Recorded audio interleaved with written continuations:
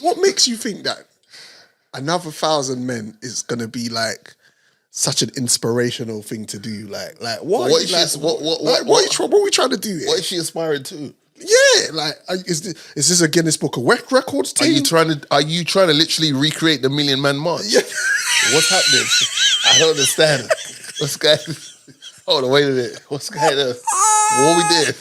No, what you did? Are you trying to prove you're a real life Avenger? I don't understand. I think she just likes the beat. I think that's what it is. I think she likes sex because it's weird. Like she likes the adulation. She's going around doing all these podcasts, so she clearly wants the fame for it. We should get her on. What do you mean? On the pod. Oh, okay. What did you think? What I mean? What you meant, like, bro? I don't even want to be the third guy, let alone 1,001. Bro, imagine you're the 20th Donny. Bro, in the grand scheme of things, that's not too bad. Because you could be that. If he is found to be guilty of these things, brother, I am done with rap music. All my Jay-Z whatever stuff, I'm gonna put it on eBay, Vinted. Like if you want it, you can have it. Bro, I'm done. No, but at the end of the day, right? I'm not looking at you any different if you decide that you just like, bruv, lodge this. Bruv, you know how many... Bro, you understand. You know how many gal I drawn with Jay-Z lyrics, bro. But at the end of the day, bro, you've lived that, and there's no regrets in that. Bro. Nah, bro, this is the thing, bro. Let's keep it $1 and $1. I've got a 10-year-old, yeah? And if anybody thinks they put their hands on my 10-year-old, if you're Jay-Z or you're the man down the road that sells grapes... You're not living to see another day, bro. You're finished. Yeah. Should be love.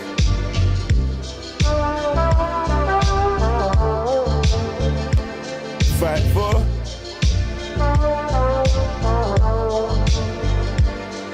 Yeah. 3, 2, 1, 0. It's the Drizzy and Morgan show. Sorry, I shouldn't say bomber clock because there's kids listening and there's mothers listening. Sorry. Greetings and salutations, everybody. Greetings. It's that time of the year. Yeah. Things are slowing down. Yeah. I'm looking forward to it. True, same. I saw a weird stat the other day that amongst men between 20 and 30 years old, erectile dysfunction's at an all-time high. I find that's a bit hard to believe, but do you know what I mean? How do you get erectile dysfunction? I wouldn't know. Is it? Why are you looking at Joe? You say I don't know. Like, I don't understand. That was wild, brother. Hey. Like I was wild. Like I'm like no, because like Joe is a source. I know, but you look at it like he's got personal experience. The source. That's crazy. That is wild. Hey. That's wild. Yeah, okay. No, but Joe can't relate. There's a tree in the village that helps out with that if people have those problems. So sit there. Rub it upon you. We need to get rid of pharmacies, you know. Yeah. We're anyway. Natural sources. 100%. Especially, do you use natural sources shower gel? That's nice, you know. No. That's the one with the mint. You must have had it before, bro. Probably. Like, especially you have a cold shower and you use that mint, brother. It's the one. Just don't let it go in the wrong place. Yeah, What, the pee hole? Yeah. Sometimes you have to learn the hard way to understand what I want. Literally. Yeah. So you know what I'm saying? It's like, but it's great. You know what I mean? That's a great, even though they don't sponsor us, that's a great line of shower gel, yeah? But yo, let's get into, ladies and gentlemen, you know what it is. Shout out to the returning listeners. Yeah. Shout out to the new listeners who just stumbled and it's like, raw, who's this dark-skinned Donny? And who's this light-skinned Donny with the freckles? And then there's this voice we hear, but we don't see a face. Who are these people? Well, ladies and gentlemen, I'm here to tell you, you're welcome. You're welcome. It's the Drizzy and Morgan show. Yes. This guy to my right, or maybe your left, depending on which screen you're looking at, is Gino. No, sorry, no government names. This is Morgan Heights. Yeah. Even though I like to call you Gino, I feel like I've earned that. You know, when you call somebody by their actual government, it feels so personal. Yeah. But I like my name, so it's fine. Your name is your name. Yeah. Shout out to the wire. But I'm here with Morgan Heights, a.k.a. Jamaica's finest first son. Also in the building is King Jaffe Joe. King Jaffe Joe! Not the third or the second, but the first of his lineage. He's the king of the tribe. Yeah, man. The tribe, like, listen, man, ladies. We're gonna get to that. Yeah, we are gonna get to that. Ladies, like, listen, again, I keep saying this, but, like, look, if your man's not doing you well, then you should sleep with someone else. And that someone else is Joe. King Jaffe Joe. I go by the name of Drizzy Freckles, a.k.a., you know... Actually, hold on. Wait a minute. Wait. We're just giving Joe pom Yeah. Want, I know. He could just say no. It's not a problem. Have you had that experience before? Yes. It's like, what do you call it? Where you're the you're number two in a link up. Your brethren's got the thing. And their brethren ate all that, but you just got to roll with it. Because you're trying to help your boy get the main prize. Hold on, one second. That's crazy. What do you call it? Anchorman. Hello? Hello. Hi, Gamza. How you doing? I'm good. How are you? I'm good, darling. We're podding right now, so don't say anything that's just gonna put you in jail or anything like that. But I just wanted to.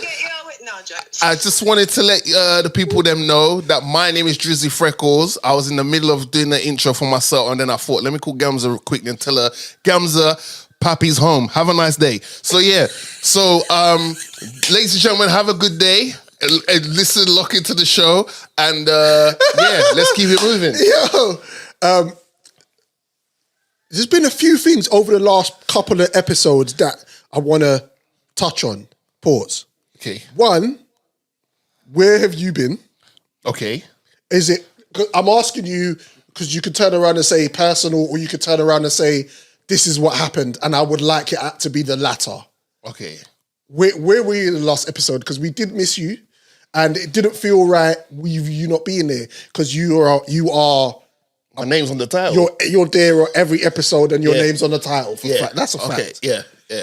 Okay. All right. So let's. So which part do you want answered first?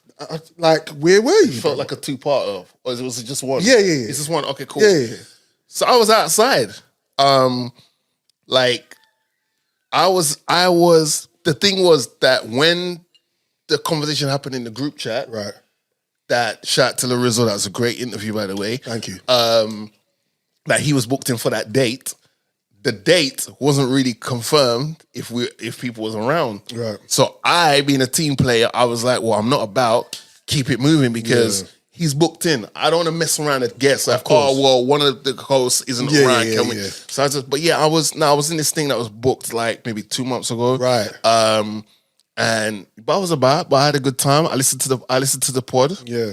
I didn't get to the Kendrick glazing part. I didn't get to that part. What did you enjoy? Did you like the fact that Ty can come through and just do his thing? Yeah, he was giving a little bit of misinformation. Yeah. But I'll hold that against him. You know, so he had some Super Bowl takes. Bro, he's got a lot to live up to, you, bruv. You know what I mean? He's your replacement. I can't say that, though. Like, it's a lot. You know what I mean? Yeah, but I can't say. It's not for me to say that. But shout out to what I did find very concerning with that pod is that the fact that I wasn't there, but you were able to just find another light skin replacement. That was wild. Yeah, crazy. I had shout to my girl Shade. She was like, hang on a minute, so what? He could just pull out light skin dons from whatever to what the pod. And I was like, you know what? I didn't really think of it like that. But yeah, he's just, you know what I mean? Yeah. But no, so I was that all was good. Yeah, we was just outside, and it was just busy. like Booked and busy. That weekend was just crazy, having a good time. Girlfriend? Like, you was with a girlfriend? I was outside. Like with friends, family? No, I was with friends. I was with shout out to my boy, Dr. Philly, shout out to man to Dr. like Sham. Same thing. Shout out to the other Dominique and Spice, because I'm not the only one. Shout out to Leah. We was outside, was having a good time. And you need that sometimes, man. Yeah. But what else happened that weekend though? Because I'm just thinking about the actual day the pod was being recorded. Because I called you that day because I even tried to get you to just do a live call. Yeah, I didn't want no part of that. Okay. I saw the call, I was like, shit. And I was this close to calling back. I was like, nah, it's a setup. I'm not calling him back. I know why he's calling. He's gonna try to be nosy and wanna get my business. Yeah, bro. So where you at, fam? Where's speakerphone? I wanna hear what's going on. You know me too well. Yeah. You know me too well. So it was a nice convenience that I wasn't able to answer it at the time. Right, and then when I saw the call and then I looked at the time, I was like, he's trying to draw me out. Yeah. But Say nothing. But we was good, was healthy, everything was cool. And it was Glad to have you back, my brother. I appreciate it's good to be back. But yeah, it was just a case of I didn't want to push the pod back a week because I wasn't around when we've got a guest locked in for that specific date.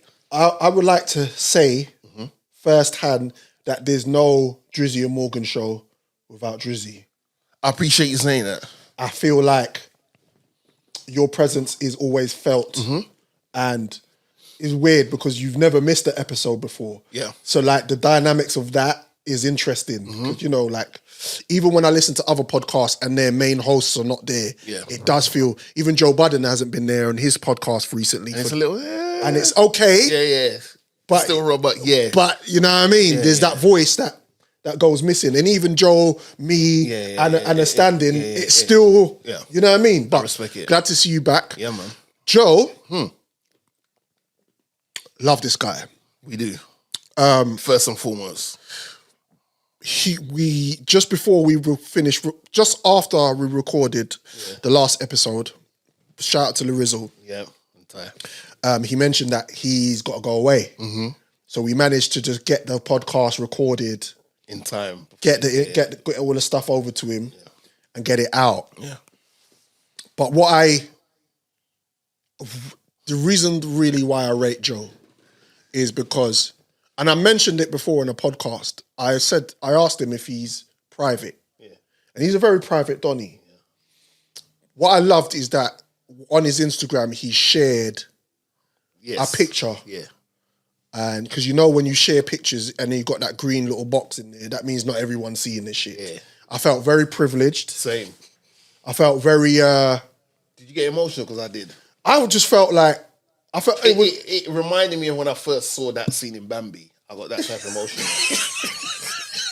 Because, like, you know what I mean? I got emotional. I ain't gonna hold you. You know the scene in The Pursuit of Happiness? Will Smith with Jada, and he's got his foot against the door and then banging in to get into the bathroom. It's like, that's you know that scene. You know that scene in The Color Purple? Yeah. Where she bangs on the table and she's like, "Yo, Bridget, like, bro,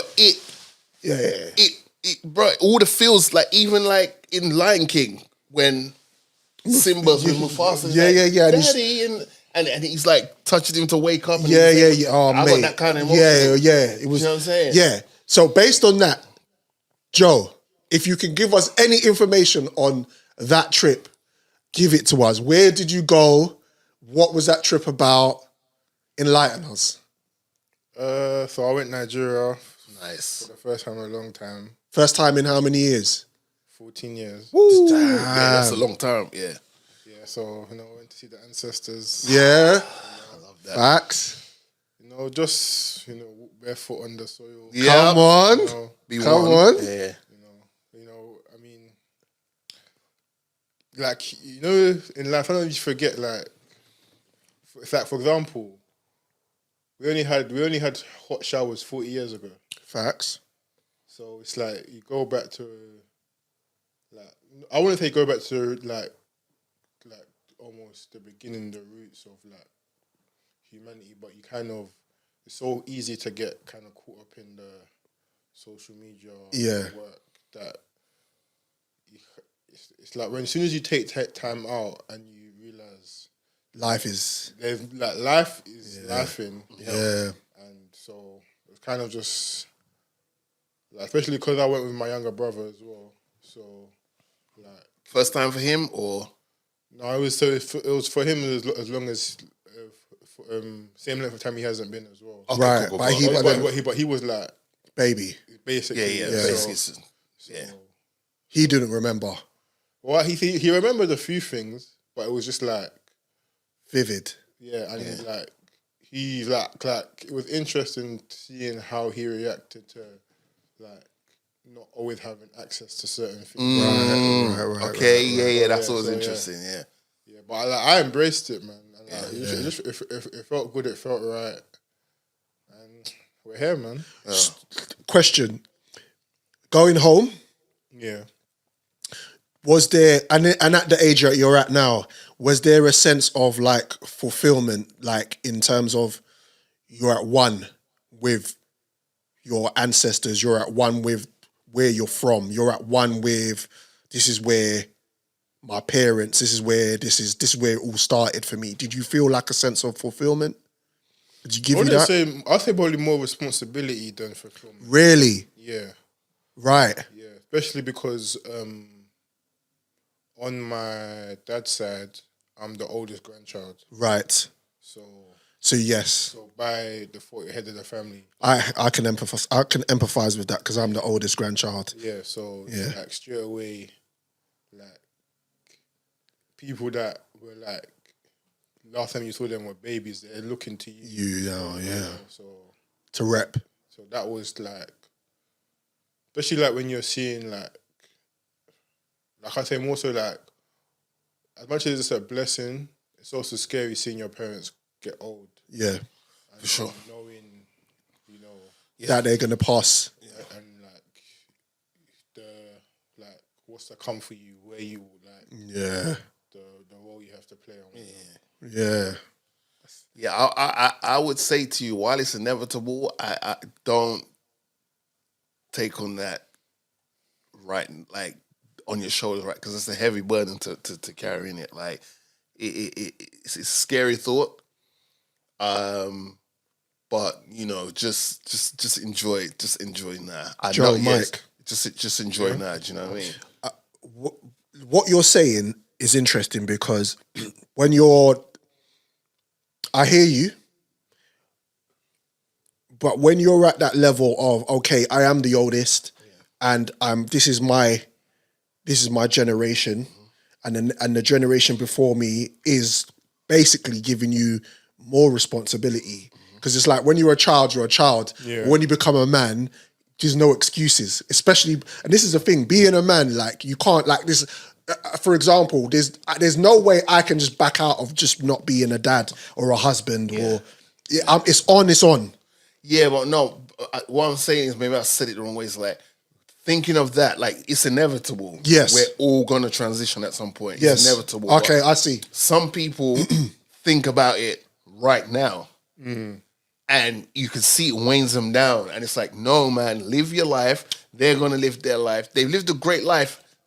As it is already, they managed to meet up with your father, your mom, they've had you, this, that, and the third. The inevitable will happen, but you can't live looking at that destination's endpoint. You got to just enjoy the journey. But you also must prepare. This is true. You can, yeah. Because preparation is important, especially with family. Yeah. Because what you don't want to do is get to that point where you're like, you are the oldest. Yeah. And you're like, your family members are looking at you crazy. So there's a balance in that. There's a balance of what Drizzy's saying is don't put too much pressure on yourself. 100%. You know what I mean? Like, you know me, I'm still gonna live my life. Yeah. Because that was gonna be my next question. Like, where you at in the streets? Yeah. Did you go out and? Yeah, man. Come on, it's all about balance. Yeah, you went for 2 weeks. Yeah. So he did his chief duties of letting people know. Yeah. King Jaffe Joe duties. Yeah, I'm the one. Yeah. On his savage duties after that. There was a picture of a car that was just Mercedes, a black Mercedes. Yeah. That was at the National Museum. Ah. That was like one of the first presidents got assassinated in that car. Okay. So yeah, I saw that. I saw that whip just lighted up, and I was like, all right, whip. Like, I was hoping that was not too close to home to him. Like, you know, like that. You know what I mean? They all on the phone like, yo, Joe, come home. Yeah, come brother. home, Joe, Hey, brother's come home. getting peak out there. Yeah, you know what I mean? But nah, beautiful. Yeah. Beautiful. Nice, good. So when are you going back home? Soon, like the plan is make peas and go. Because Jamaica is it's expensive when you're a tourist. And I want to take the family. So it's like it's a stacking thing. But I think I don't know if you've purposely done it this way, but I think it's a good age range of going there now with Shire. Yeah. Because when I have kids, yeah, I'm not going to be one of those selfish folks who are going to take my baby on the trip. No. Because it's not a really good experience for the baby. Yeah. Because the baby's not gonna remember this outing. But if they're like about 3, 4, 5, from like 3 onwards, they might grasp a little bit more like, oh, this is a different environment to where I wake up every day and this and the third. So obviously Shy at the age he's in now, you taking him to Jamaica, he's gonna have a totally eyes wide open. I'm excited about that prospect of bringing him there and letting him see his roots because like he hears me. Don't show him the film though.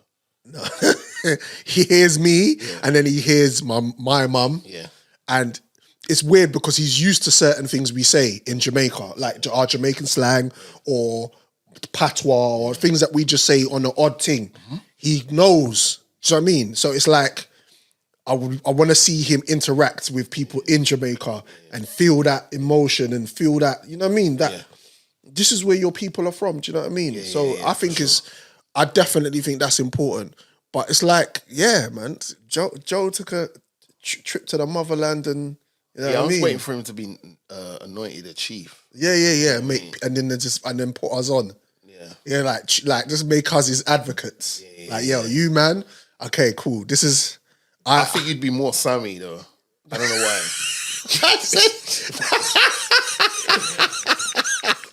I'd like to think I'd be a bit more Akeem, but you'd be more Sammy though. Yeah, I'm just saying you'd be more. Yeah. But nah, man, that'd be dope, man. You know what I mean? Yeah. It's good to see the guys back in the building, back, safe and sound. Shout out to everybody that's about to break up for the festivities. Yep. On the holidays. We are back once again for another episode. This episode is episode 13, people. By the way, we are not doing series anymore. It's episode after episode. Yeah. So because it makes us look like we're not working. Yeah. But like if you go back to the first season up until now, we've done quite a lot of episodes. It's the Drizzy and Morgan show. Why don't we talk episodes and numbers and stuff like that? What are you doing in January next year? I don't have any specific plans in terms of events or anything. Right. But so your calendar's kind of open at the moment? My calendar's open. Okay, cool.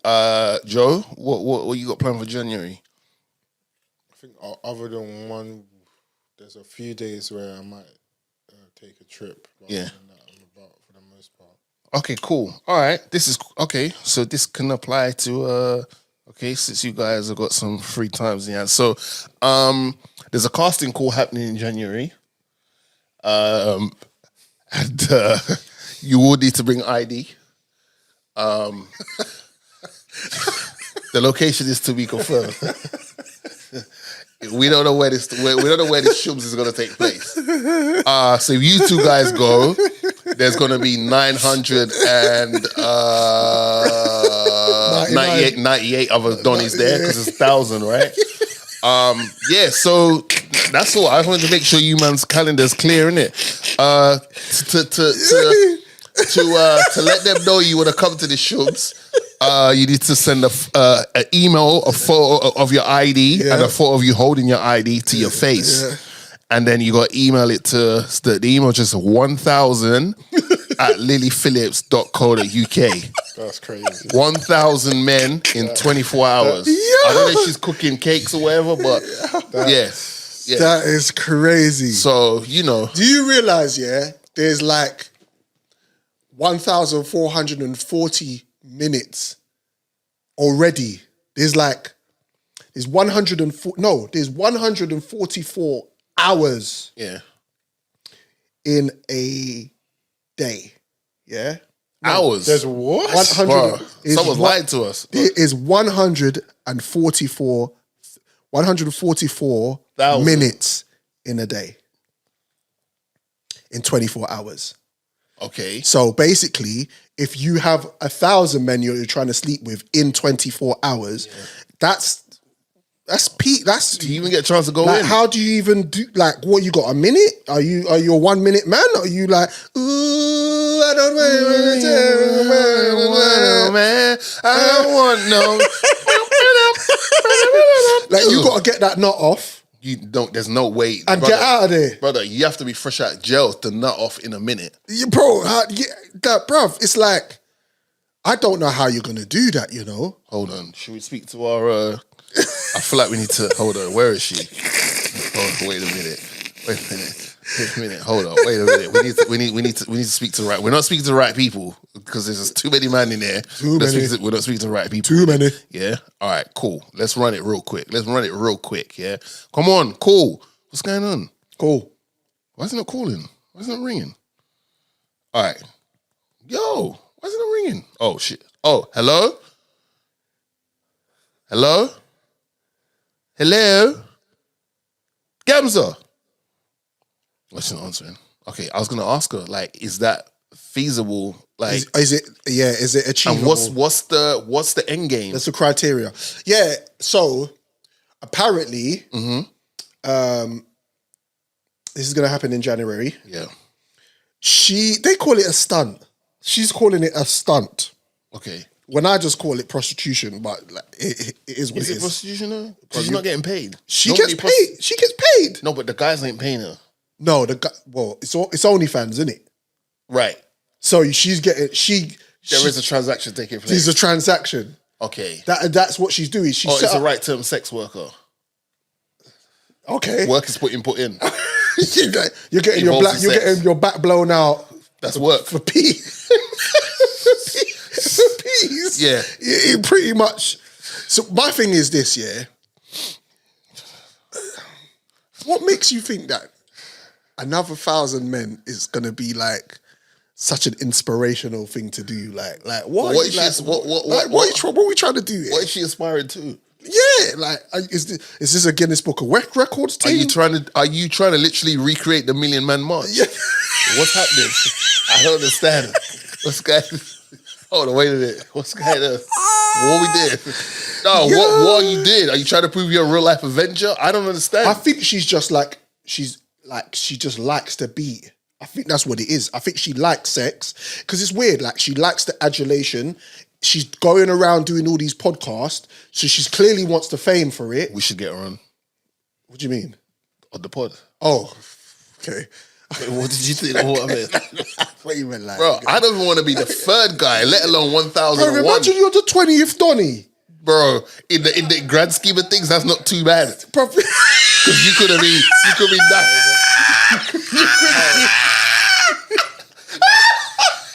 You could be 950th, bro. Brother, hey. Hey, the fact that there's 1,000 dons out there, hey. Bro, man, them are finished. Bro, man, them are finished. As a species, the man them. Come on. Bro. So Wait, have you guys seen like the documentary? Yes. Bro. Hey, I don't think she's gonna make it. I don't think she's gonna make it. Hey, listen.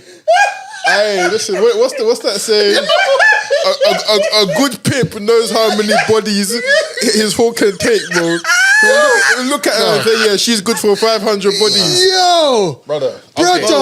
All right. I think at one point she said, "Oh, how many have we done so far?" She said, "It's only 28." That's what she said. She said it's starting now. It's not. It's starting to feel like nothing. That's a long day. She's only 28. And then she was like, "Yeah, but certain men are like, bruv, I thought you gave me 5 minutes. And now I can't. Like, I'm trying to get this nut off. I'm trying to get this nut off. Hold on. Please allow me to be childish for a minute. Hold on. So what? A man there walking out of the room like, I didn't get my time. I timed it. She gave me 6 minutes. If you don't get 6 minutes, she don't love you, innit? Well, what's happening? Bro, I remember I saw a clip, where there was like a load of donnies lined up and they were just showing their feet. The trainers. Bro. What are you doing? I thought it was crib check, bro.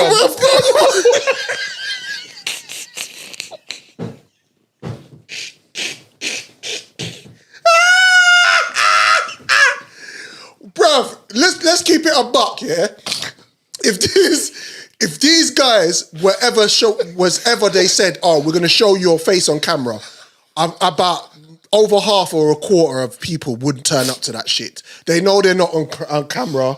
They're not going to be seen, but they're just tucking in this thing, bruv. And she's small as well. You can tell like she's itty bitty, like, and you're just gonna take. You're just like gonna Tinkerbell, bruv. Her and Tinkerbell the same height.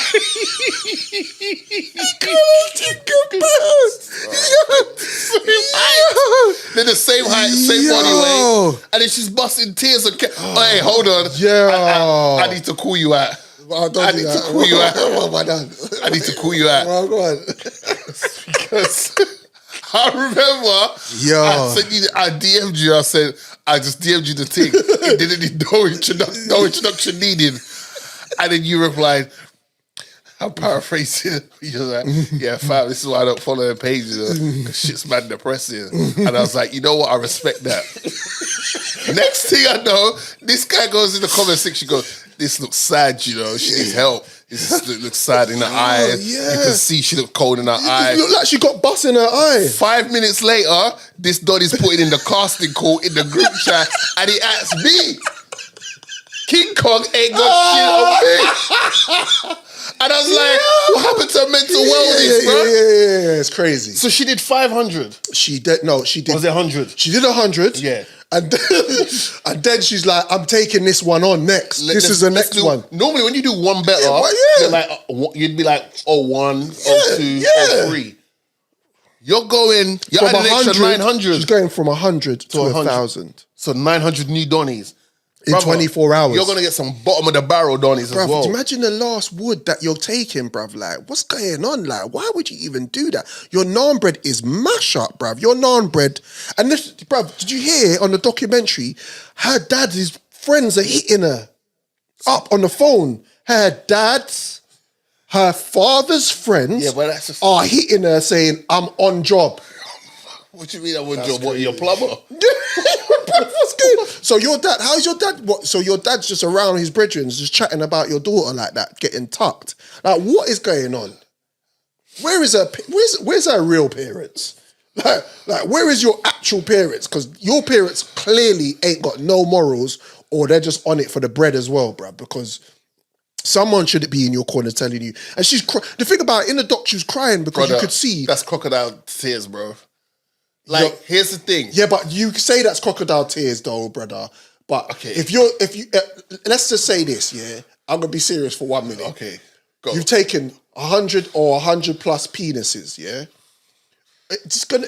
These are souls. These are people entering you and cutting out. Yeah, yeah, I know you know. I know you know. That was 20 seconds. 20 seconds. Yo, nah, brother. She's taking more sausages than fucking Craig's, bro. What's going on, bro? Listen, no. Hey, okay, well, let's try. Let's try to be serious. So, let's try. So, because there's such thing as soul ties, right? Yes. We've slept with women before that we were like, we may never see again. Yeah, that weren't good. Like, right, but that was a spare of the moment, wasn't pre-planned. No, you know, in the environment we was in, the sexual tension, cool. Yeah. There was nothing from either of us to gain except from a good time. Right. This isn't going to be monetized. Right. Yada yada. None of that stuff. Now. Listen, now, you know what? You're right. I shouldn't say crocodile tears because her inners must be a bit. Yeah, it's only I understand why you said crocodile tears, because it's like, why are you crying when you know this is what you've already lined up. You've lined up this thing, and what, now you're Tom Cruise, Ethan Hunt. Yeah, you're trying to do the now. You're not doing 101 stunt 101. Yeah. 102. And you want the bag. You want 900 more Donnies to run through. Yeah. So why are you barling? Lizzie line. But again, I feel like these OnlyFans models and these women who sell themselves online, there's big issues at play. Like, it's not like, it's cool to say, yeah, I'm doing this for money, but you're taking different. At what expense? At what cost? Because there's some things money can't buy, and it's a cliche old thing they say, but there are some. Your soul, money can't. Well, for some people it can, but money really, there's not enough money in the world to buy my soul. there's not enough money in the world to buy your soul, and there's not enough money in the world to buy Joe's soul. Right. Now, there might be enough money in the world to make you do something you might regret that doesn't really conflict with your moral compass. Yeah. Do you know what I'm saying? Yeah. But she is on her own will. And what is it? A friend of how many years is meant to be like her little manager? Yeah. Filmer, and she doesn't look. She comes from like a well-to-do family. It's not like she's one of them galley that her parents are just broke. She looks like she's got a little change, or she's come from a decent upbringing in terms of financially. Yeah. And she looks good as well. Like, she's not like an ugly girl and nothing like that. She looks cool. So, you know, like when you typically think of them OnlyFans girl, you just think big ass, tech it 9 ways, like just not sophisticated of any shape or form. But it is what it is. You're doing your thing. I just think, like, why is she what is the purpose behind this? And this is gonna be like, you really thinking of sleeping with 1,000 men? That's crazy, bruv. Like, and she said in the documentary, like, there was times where she just lost count of numbers, and at one point she just say next, like she's at the counter at the airport checking people's passports and flight tickets, and then she had to pause to go for a shower, come back. She's laying there like a starfish. What's bro. happened with testing and that? Like, are they getting tested? Bro, with all due respect, that's not my problem. Like, who's these guys that she's... That's mad. Who's these guys? Because in that poster I mentioned, the flyer, nowhere does it say in that flyer we need your test results from a certain period of time. Not that I'm well versed in this or anything at all, but I heard in the adult industry that some people have to present their documents of their sexual health testing 24 hours before a shoot. Yeah. You now have got man like Jimmy just running through. Any Donnies. Listen, any Donnies. There's probably a chance that someone held her as a child growing up and they're contemplating emailing in, and then she's probably gonna be like, "Oh, I know that. That's my dad's friend." That's crazy. How? I don't understand what's happening, bro. I'm telling you, and they're gonna get bottom of the barrel dons to go to this thing. There's gonna be some dons that are gonna break their virginity with her. Yeah. There's gonna be dons that are going through some stress with their wife, and they're like, they're gonna just taking it out on her. Brother, it's mad, you know. Now, I don't want to be involved, but I would like to see the positions. Is she staying in one position all the time? Yeah, is she just What? So she getting lizard lapped? Is she getting a back shot? I want to see like how many. You got to do cowgirl. Is the Kama Sutra book by the bedside, or is she just lying there, just taking it? That's crazy. And they're just okay, cool. And then you have to look at guys in their eyes. Because if she's on her back, she has to look these, and I know she's going to see some demonic things behind. Bro, this is the tip of the iceberg of degeneracy in our society. Because at the end of the day, like I'm not judging no one on what they do. You live your life. If you want to do that shit, that's up to you. But at the end of the day, I look at this as like some fuckery thing that. Do you think she owes someone money? Like what? Going to this length to do certain things to get a certain subscription. Do you owe someone money? Are you doing this like 15, 20 years ago, if you ever heard about this story, you would, even with porn, even though porn's been around for time, even that you'd be like, what is this? Now, a lot of people, we're discussing it catching joke because it's not a surprise anymore to us, these kind of things. Yeah, we've been desensitized by something. Yeah. Listen, Lily. But Lily needs to, man. Would you have her on the show? Yeah. Should we reach out to her? Yeah. I wasn't joking, bro. I'm going to reach out. Let's email that email address. But just say, I'd put a picture of us. I'd have a word. Of you and I. Yeah. Send an email, but they'll be like, hey, this is who we are. Yeah. We'd like to invite you. Put Joe there. Put Joe on there. Don't do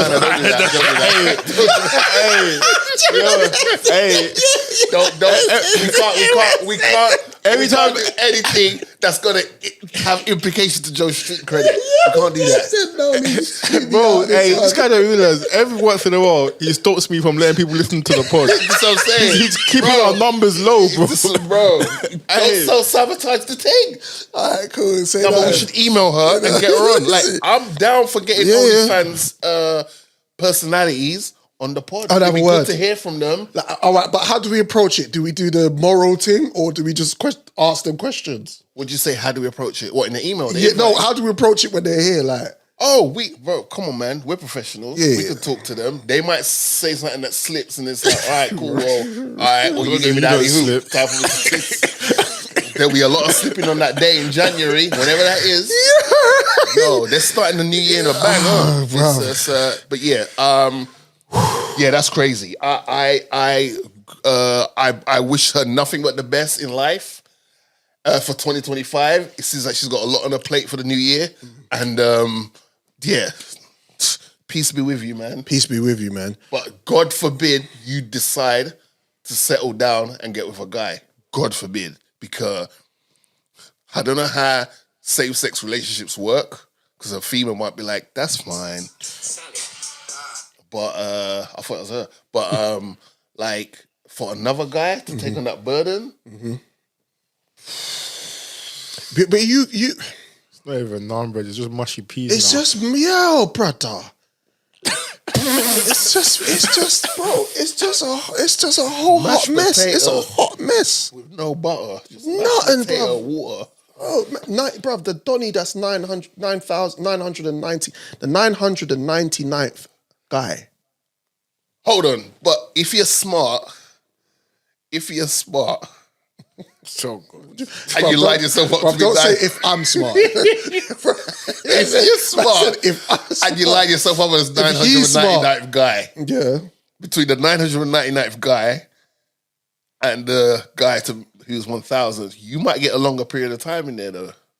What? Because according to the time. Because you're the last two. Yeah, you might. I don't know how much. He might to get his nut off. You might have to bring a Iron Brew and a Lucozade and a packet. How old is this girl? I don't know. We'll find out when we get her on the pod, man. Yeah, in facts. I mean, all right, shout out to Lily. These two Donnies are bonkers. We've had a few weeks of information come through. One piece of information was when Shigs and Gigs went on this podcast and had a conversation. Another piece of information came out is when Kendrick mentioned that incident. Well, no. You know what? It's, what was the line? Don't let no white comedian comedians disrespect black women, something like that. That's on. What's it say? don't let no Code white or something like that? comedian talk about black women. That's law, Right. But he never mentioned no names. right? He didn't mention a specific scenario. Facts. He just said, this color of comedians should not speak on the women in our community. That's all he said. What I want to pose to you, because I've been just like mulling over this situation, the beauty of having, sometimes we come to the podcast and the information and or the topic Off the just press. comes out, Yeah. and you kind of have to react to it there and then. Yeah. I feel like I've had a bit more time to digest the information, see what everyone's saying about it, and really come to the table and speak about it on this pod. Right. My thing is, the questions that came up to me in my head, and the questions I'm going to ask you and Joe, is this about double standards, or do we just not like Andrew Schulz? Well, What do you mean by double standards? Because after Kendrick mentioned that, all comedians went back to, well, Andrew Schulz went back to, anybody can get these jokes.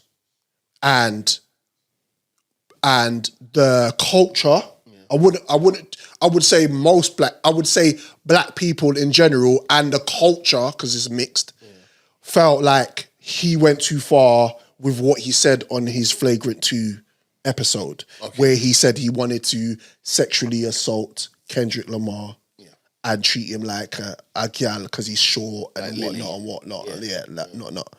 So why I asked if it's double standards, because Dave Chappelle goes up on his platform or goes on stage and talks about transsexuals and gays and Jews, and he doesn't get the flack from us in general because we like Dave Chappelle. Okay. Yeah, but I think I'll let Drizzy go after, but I think it's more of a case of you can say whatever you want as long as you're prepared for the consequences. I agree. So that's what, and I think like Dave Chappelle stands in that, and that's why people gravitate towards him. Right. Whereas I don't know, because it's like, I think there was a point where Andrew was saying someone started saying stuff about what they're gonna do to his wife. Yes, and his kids. no, his youths and that. And it's like, well, you can say whatever you want, but you have to be prepared for the ramifications. Whatever you say, is like, and that goes for everybody in any circumstance. It doesn't matter what level you are in society. You know, say whatever you want, but you have to accept.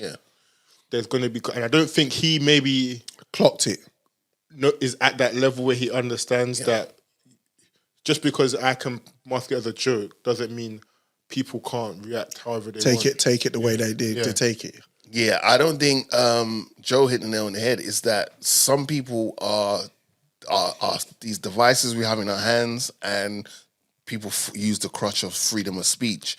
They use that, but they never say freedom of speech comes with the consequences. They just tell you, it's freedom of speech. Anytime someone says something and there's some pushback on it, they always go, well, it's my freedom of speech. You're absolutely right. You can say whatever you want. You can say the most derogatory thing you want about someone in public. That's on you to say that.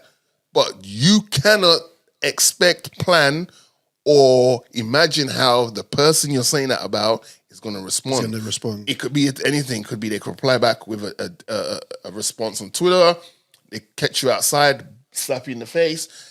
It might not even be them. Because the problem is he chose the worst year to do such a thing and say that about Kendrick, because right now the climate is so hot right now for Kendrick. Yeah.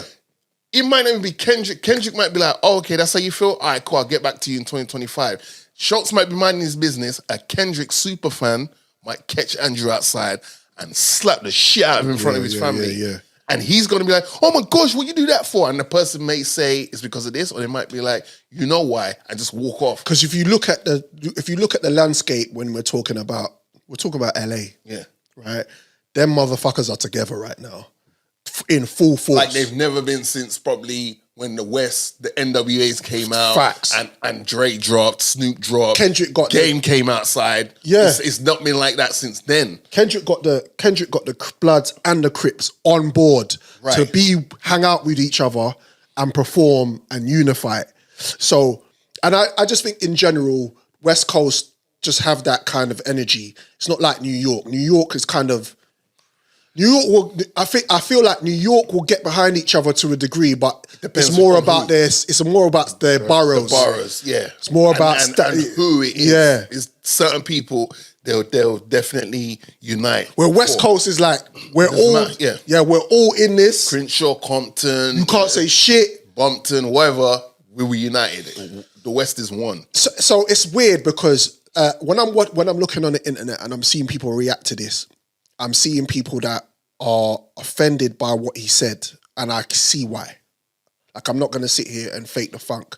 I can see why people can get offended. I can see why gay people can get offended by gay jokes by comedians. I can see why trans people get offended by trans jokes. I can see all of that, right? So, again, I'm not going to sit here and I'm going to keep the same energy I kept with Will Smith and that whole thing when he went up on stage and slapped Jada and slapped Chris Rock. These are comedians. But I am with you guys when it comes to the fact of the ramifications of what you say, you're going to have to hold it. As simple as that. Yes, all right, let me say this. I'm a big Andrew Schulz supporter because I've followed Andrew Schulz from the beginning. The reason I mentioned it on the last episode or the episode with Shigs and Gigs, where him and Charlemagne is one of the reasons why I even started podcasting, because I didn't know what podcasts were until they started doing it. I was like, oh, that's interesting. I feel like I can do it. I know music. I know this, and boom, boom, boom, boom, boom.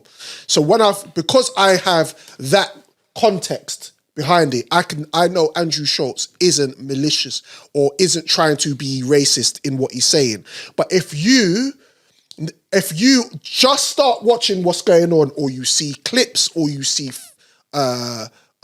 social media, or you see Twitter talking about it, and you don't know what's going on, you will take offense to it straight. Even DL Hughley came out and said, yeah, he didn't find it funny. And when I watched it, I didn't find it funny either.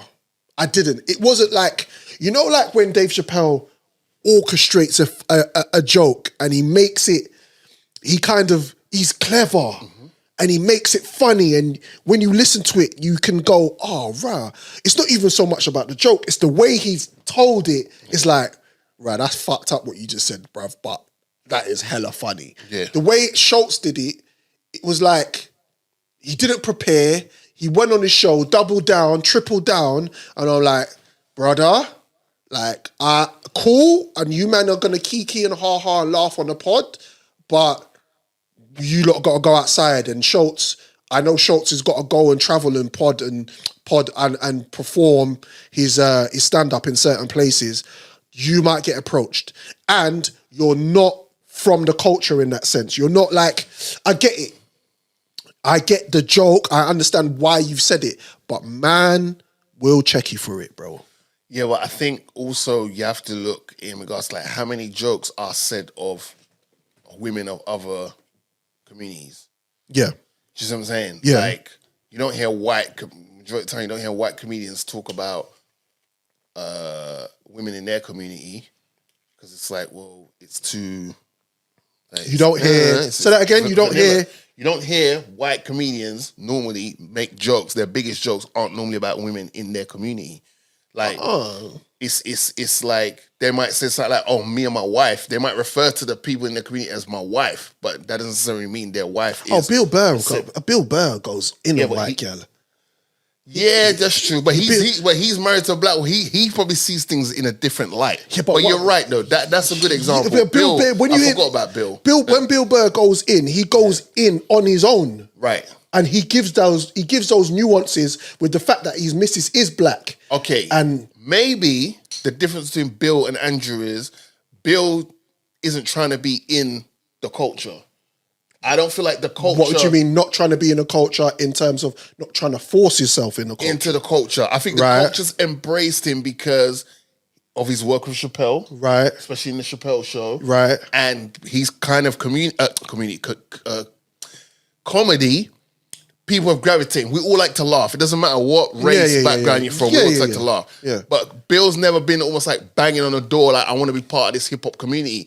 We've embraced him and he's obliged. I'm like, oh, well, great. I've got access to that audience. Yeah. Whereas with Schultz, it's almost like hip-hop entitlement gave him that platform Yeah. because he was standing next to Charlemagne. Charlemagne is part of the culture. Yeah. Even though he has his own missteps, but he's part of the culture. Yeah. So now Charlemagne standing next to this guy is Charlemagne basically co-signing this the guy. fuckery. So now the culture, based on Charlemagne, we're like, okay, cool, let him come sit down at the table and let's see what he's got to offer. Yeah. Now he's got to a point now where he's now doing his own things outside of Charlemagne, and the culture's looking at like, well, no one really gave two shits about you until you stood next to Charlemagne. So now those type of jokes coming from him, who's a guest in the culture, that's where I think the uproar is coming from.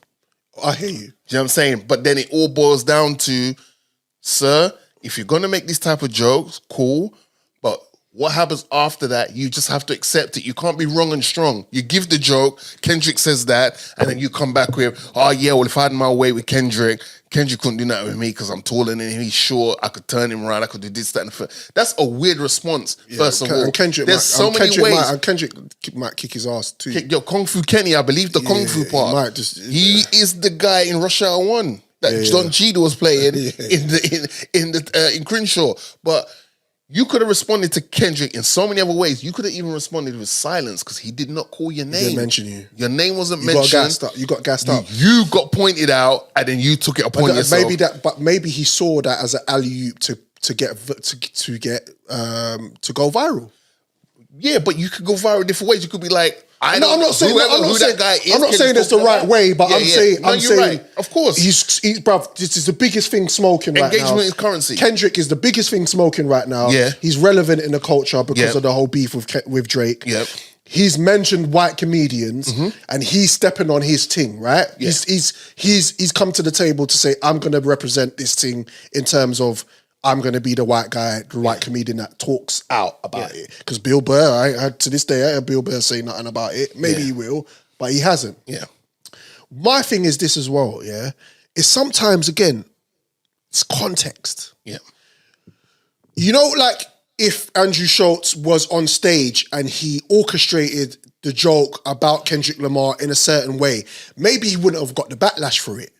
But because he's on the podcast and he's sitting there and people don't know him as a comedian, stand-up comedian in that sense, they've just got all his stuff virally from the podcast. I'm like, who's this Donny just talking like that with a mustache and the no fade hair? He looks racist, but even though why has he got that haircut is because he's in a movie. It was for a movie role, right? But we all see things in different ways, right? According to how we get it, and then we go, is that? Because you were right, Bill Burr. We might accept that from him on a stand-up. We might accept that from him as a joke.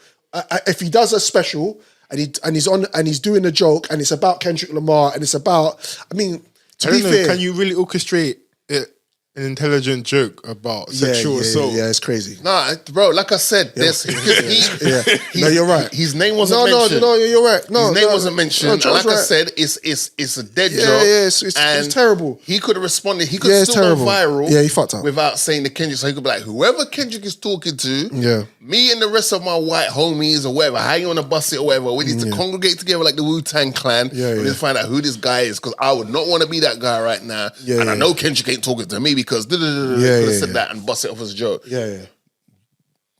That's the first thing that comes to your mind. You want to sexually assault another guy. Yeah, it's crazy. That's a pause. That's the ultimate pause. He didn't think that out. Absolutely not. And then the guys, the minions on his podcast, that key and hard to everything, especially that Asian Donny, brother, he is the biggest bounty I've seen on a public forum, bro. What's his name? The Asian Donny. Hakash his name? Bro, I've changed his name to something else, bro. He's the biggest bounty I see, bro. He laughs at anything Schultz says, bro. I'm like, yo, you know, kind of in a way, like... You look at his bread, he breads him. Brother, he breads him so much, changed his name from Hakash to Hovis, bro. He breads him with butter, both sides buttered, bro. It's mad. But this goes back to the shigs and gigs thing, yeah? Where if you feel some type of way, everyone's different, innit? Yeah. If you feel some type of way about, like, I could be in a room, someone said a joke, I can understand that. It's funny, but it's a bit like, if I laugh out loud, I'm going to look crazy. So I might snigger, but then I might go, bro, I don't know if you should really, I think you might have to relax with that one. Yeah. And just take yourself out of the firing line. When you're just doing that, ha, ha, ha, ha, all the time. Ha, ha, ha, ha, ha, mouth open wide. Wide, brother. Like, walk on with that. You just want wood in your mouth. Brother, that Hovis guy, he just and then there's another Donny on there who's in our community. Yeah. I hardly hear or see him push back, bro. Yeah, bro, he's gonna get pushed back in LA because I heard he got death threats as well, brother. He got death threats. Let's be clear. Let's be clear. Yeah, get it out. We don't in any way, shape, or form condone taking it that far about man's kids. Pause. What? Yeah. Taking it that far is mad. But yeah, cool, safe. Okay. Yeah. In regards to targeting people's kids and their wives. Yeah. We don't condone that. Stuff. No, Even with the beef between Drake and Kendrick, the sentiment was still the same. We don't condone that. No, we don't condone it. The thing is, the issue is with Schultz. It's got nothing to do with his kids. It's got nothing to do with his wife. So you realistically, we shouldn't be having this type of conversation. But use the same forum that he used to disrespect him. Don't be threatening man's life. But again, this is what happens. When you speak publicly, you've got to accept the ramifications. And I hope it doesn't get to that point. So before we move, I briefly watched the latest Brilliant Idiots episode because I wanted to see what he said. Wagwan. Yeah. And Charlemagne pretty much kind of co-signed him. No. No, but there was a point. Charlemagne No, co-signed. the last episode. Don't forget when There's been when they record and Yeah. when things happen. Yeah. Two different things. It's Okay, like we alright, might yeah, record yeah, an episode, yeah. but the event happens. Right. Blah blah blah. Yeah. So we've had what's happened since. Yeah. He's had a flagrant 2. Yeah. But he hasn't had. A Brilliant Idiot. Yes. Okay, gotcha. Right. So now he's got the Brilliant Idiots. Charlemagne has been like, bro, the consequences of your actions are like, that's the word. The word in the culture is watch your step. Yeah. Schultz is still trying to do the little jokes, but Charlemagne's, because at the end of the day, if it's me and you, bro, I'm not trying to out you on the podcast, brother. I'm still your brethren, and they're brethren. Yeah. So he's not gonna verbatimly say to him on air. But that's that a you're an good idiot. heads up though, Yeah. because it is Behind hot the outside. behind the scenes, he's probably told him, brother, It's hot outside. allow it. If I was you, I'd contact anyone that's next to Kendrick, and try and apologize to him, back off, and ask them to publicly post your apology so people can see you apologize and keep it moving because it's not. it's Ben Teke out there for you, and bro. Schultz should know because Schultz recently hung out with 50 Cent, and you know, bruv, that Donny there, bruv, you don't want to be on the bad side of him. Yeah. So Schultz, you know, bro, like things you say, just you know what I mean, like.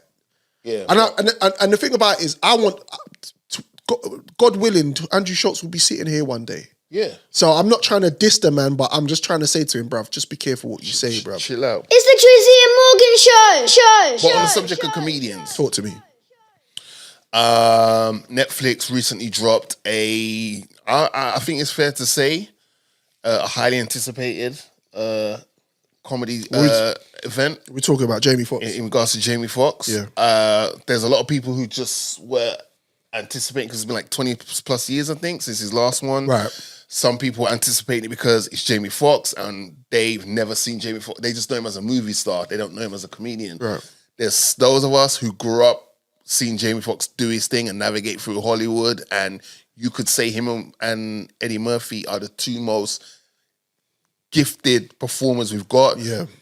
Obviously Jamie sings better than Eddie, but Eddie did release some music. But singing, doing impressions, being more than one character on set, being in movies, being comedians, like they're the total package. And then there's those of us who were like, we need to get to the bottom of this story. Yes. Because it was out of the blue. It had the world in a chokehold, especially those that care. And we never understood how we got there, what happened after. World in a chokehold is crazy. Huh? The chokehold is crazy. Yeah. Yeah, but I'm gonna stick by that word. Yeah, but it was at that party, in them parties. In the parties, that's wild. Yeah, we don't condone choke holding in any way, shape, or form. Yeah. Cool. Well, unless it's warranted and it's like a big, it's a big thing. We're losing recipes now, man. This is what he was talking about for 2025. You're right. This is what in fact. No, but that's why he's here. Yeah. To remind me that while you're trying to be politically correct, and make sure we get the numbers. Chokeholders, don't forget where you're from. You're right. You're right. Because if I have to chokehold a motherfucker out for my safety, I'm doing it twice on Sunday. So the comedy event drops. Yeah. Jamie comes out. Have you seen it? I've seen it. I don't care if you spoil it. I just want to know, like, because I didn't get around to watching it. Okay, for me personally, does it have replay value? I'm gonna say no. Is it that dead? It's not dead. I think it's more deep than funny. Right. That's why I'm gonna say that, because a good replay value for me is something you can watch, and even though you know it's gonna happen, it's gonna spark either that same emotion from you or a different emotion. Right.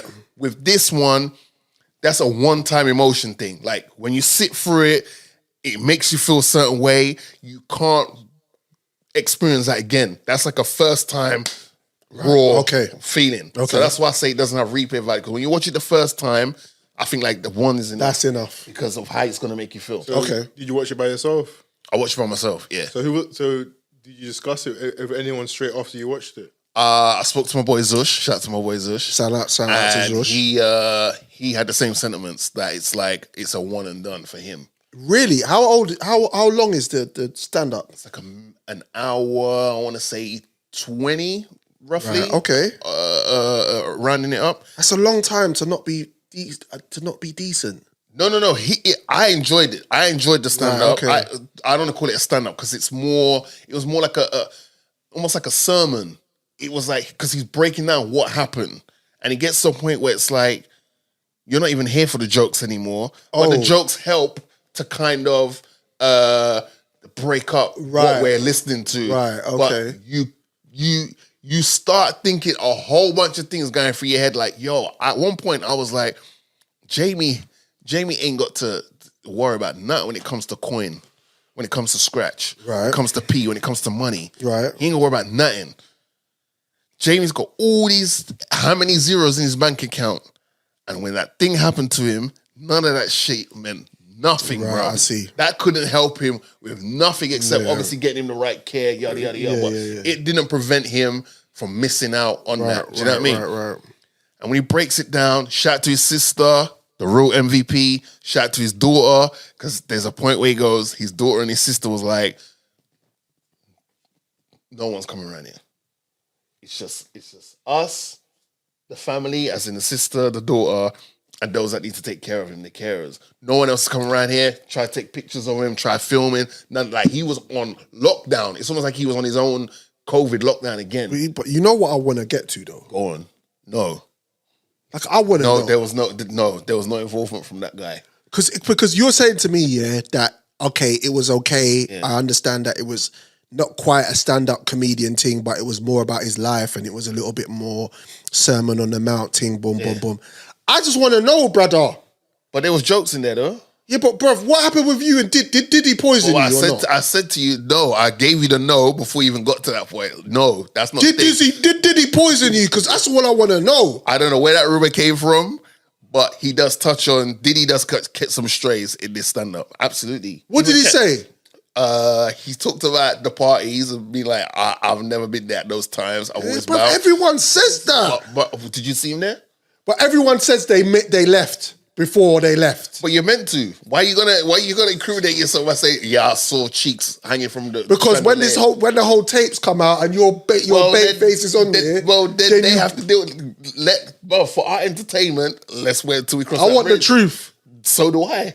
So whoever's capping, let them cap now. The truth will come to the light, and then you have to double back and go, oh well, yeah. What I meant was that like I went to the kitchen at the time the oil was coming out, and I thought let's talk about Crisco oil to cook some fish and that. When I come back, I'm seeing everyone scrambling and scraping, slipping and sliding, like he's Trick Daddy Records. You know what I'm saying? But there was jokes in there. He discussed Cat Williams. Right. His Cat Williams impression. I ain't gonna hold you. At one point, I was like, "Yo, is that fucking Cat?" Oh, he does it. He's good. He's good at impressions. He reminds you of who he is because he touches on the whole cloning stories, right? And I thought that was very important. He touches on that in a sick way, like the best way possible. So it was a brain aneurysm. Yeah. So what happened was he said that he asked his boy for an aspirin because he was suffering from a headache. Boom, boom, boom. And what we found out was it was something to do with his brain, and I think a leak or something. Damn it! I think he said it was like there was a bleed, right? When they went to do the test. His sister took him, right? And basically, they said to him, "No, it's fine. Take some of this, go back." But she was like, "My brother doesn't seem right." Right. So what happened was, they got in the car and she's driving around to try to get a second opinion. Right. And then she saw this hospital. Now, this hospital, he gives props to Atlanta because that's where it took place. And basically, Atlanta saved his life. And that's a running theme in the thing. And they get there and basically the doctor says to her, we need to do what we need to do right now.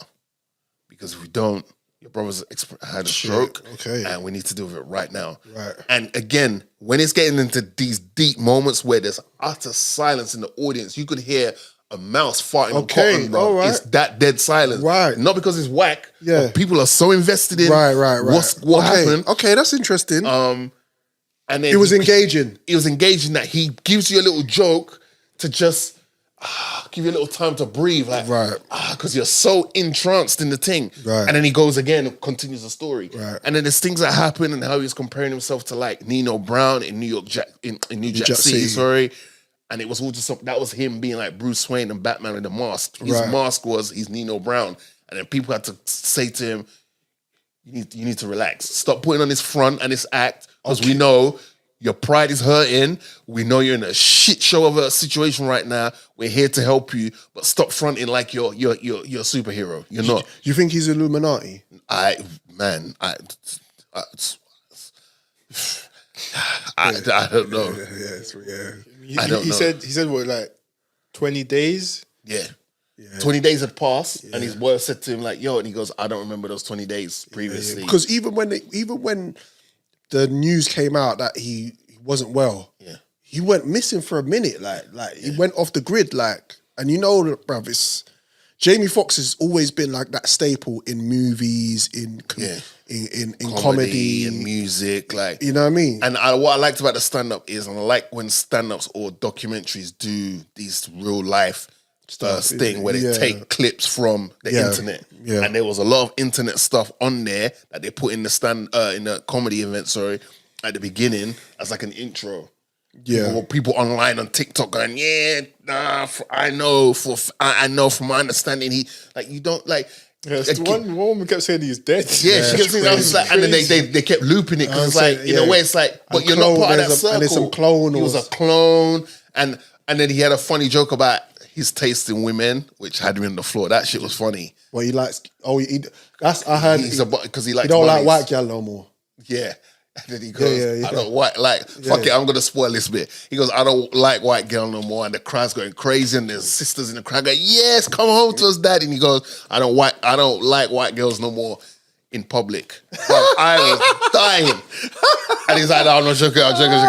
But like, I enjoyed it. It wasn't your typical, Netflix said on the flyer, poster, comedy event.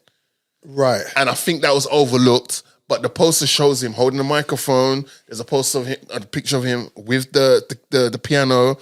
And then, so I get it. And when I saw it, I was like, okay, Netflix didn't lie to us. They didn't sell us something. And it's like, well, the Netflix, that's not what you sold us. Right. That's what it was. But I think people just wanted I might need security Jamie in it. Right. Just jokes, stand up, boom, boom, boom. Cat Williams start stand up. But for what it's worth, I thoroughly enjoyed it.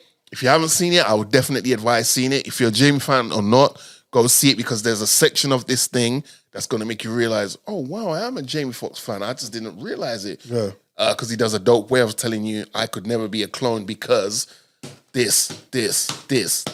So shout out to him, shout out to his daughters. Shout out to Jamie Foxx, man. Look at that. Yeah. All right, I'm going to check that out and see if there's a vibe there. Yeah, man. All right, cool. Yo, I got a question for you. You know Mario, You Should Let Me Love You. Mario Kart. No. Yeah, I'm a bad man at that, by the way. I put people into Nintendo, retirement. bruv, the Nintendo, On bruv. N64. Shout out to my boy Steven. When we go to these little gaming events, if he ever sees Mario Kart there, especially on N64. Who's your favourite character? Toad. Toad's the illest. Who's your character on Mario Kart, brother? You said that, man. Brother, run it, innit? Toad, Mario, or Luigi, or let's bury them. Kick this Donkey Kong. Oh, what's it? Princess Peach, no? Yeah. Peach, Princess. Yeah, okay, yeah. Right. Okay, yeah, man. Dope. Part of your 5 a day. Yeah, come on. Peach. All right. So, you might say Peach. Yeah. Cool. Hello. All right. Look.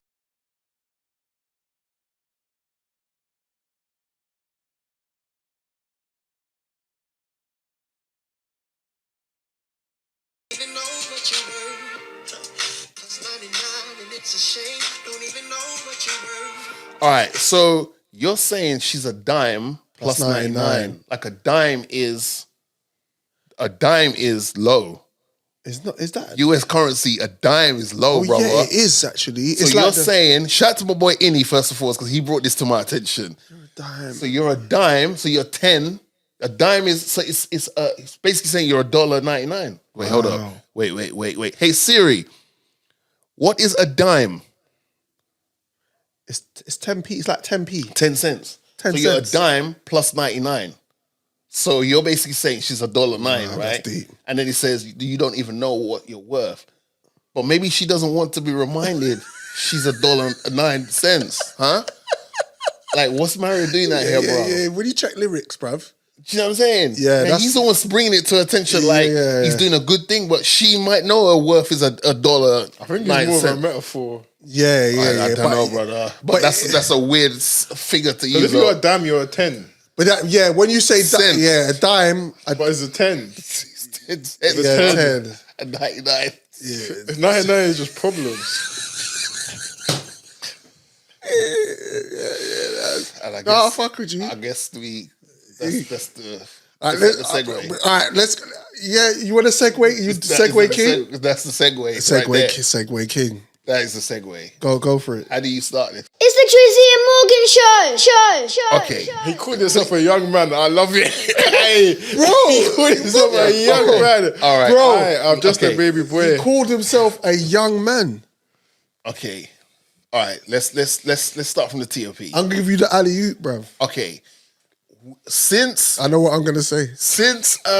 And we've got a wrap up edition coming for the end of this year, right? And one of the things we highlight, because we didn't speak about everything that happened throughout the year, but we spoke about the main stories that we definitely cared about, whatever caught our interest.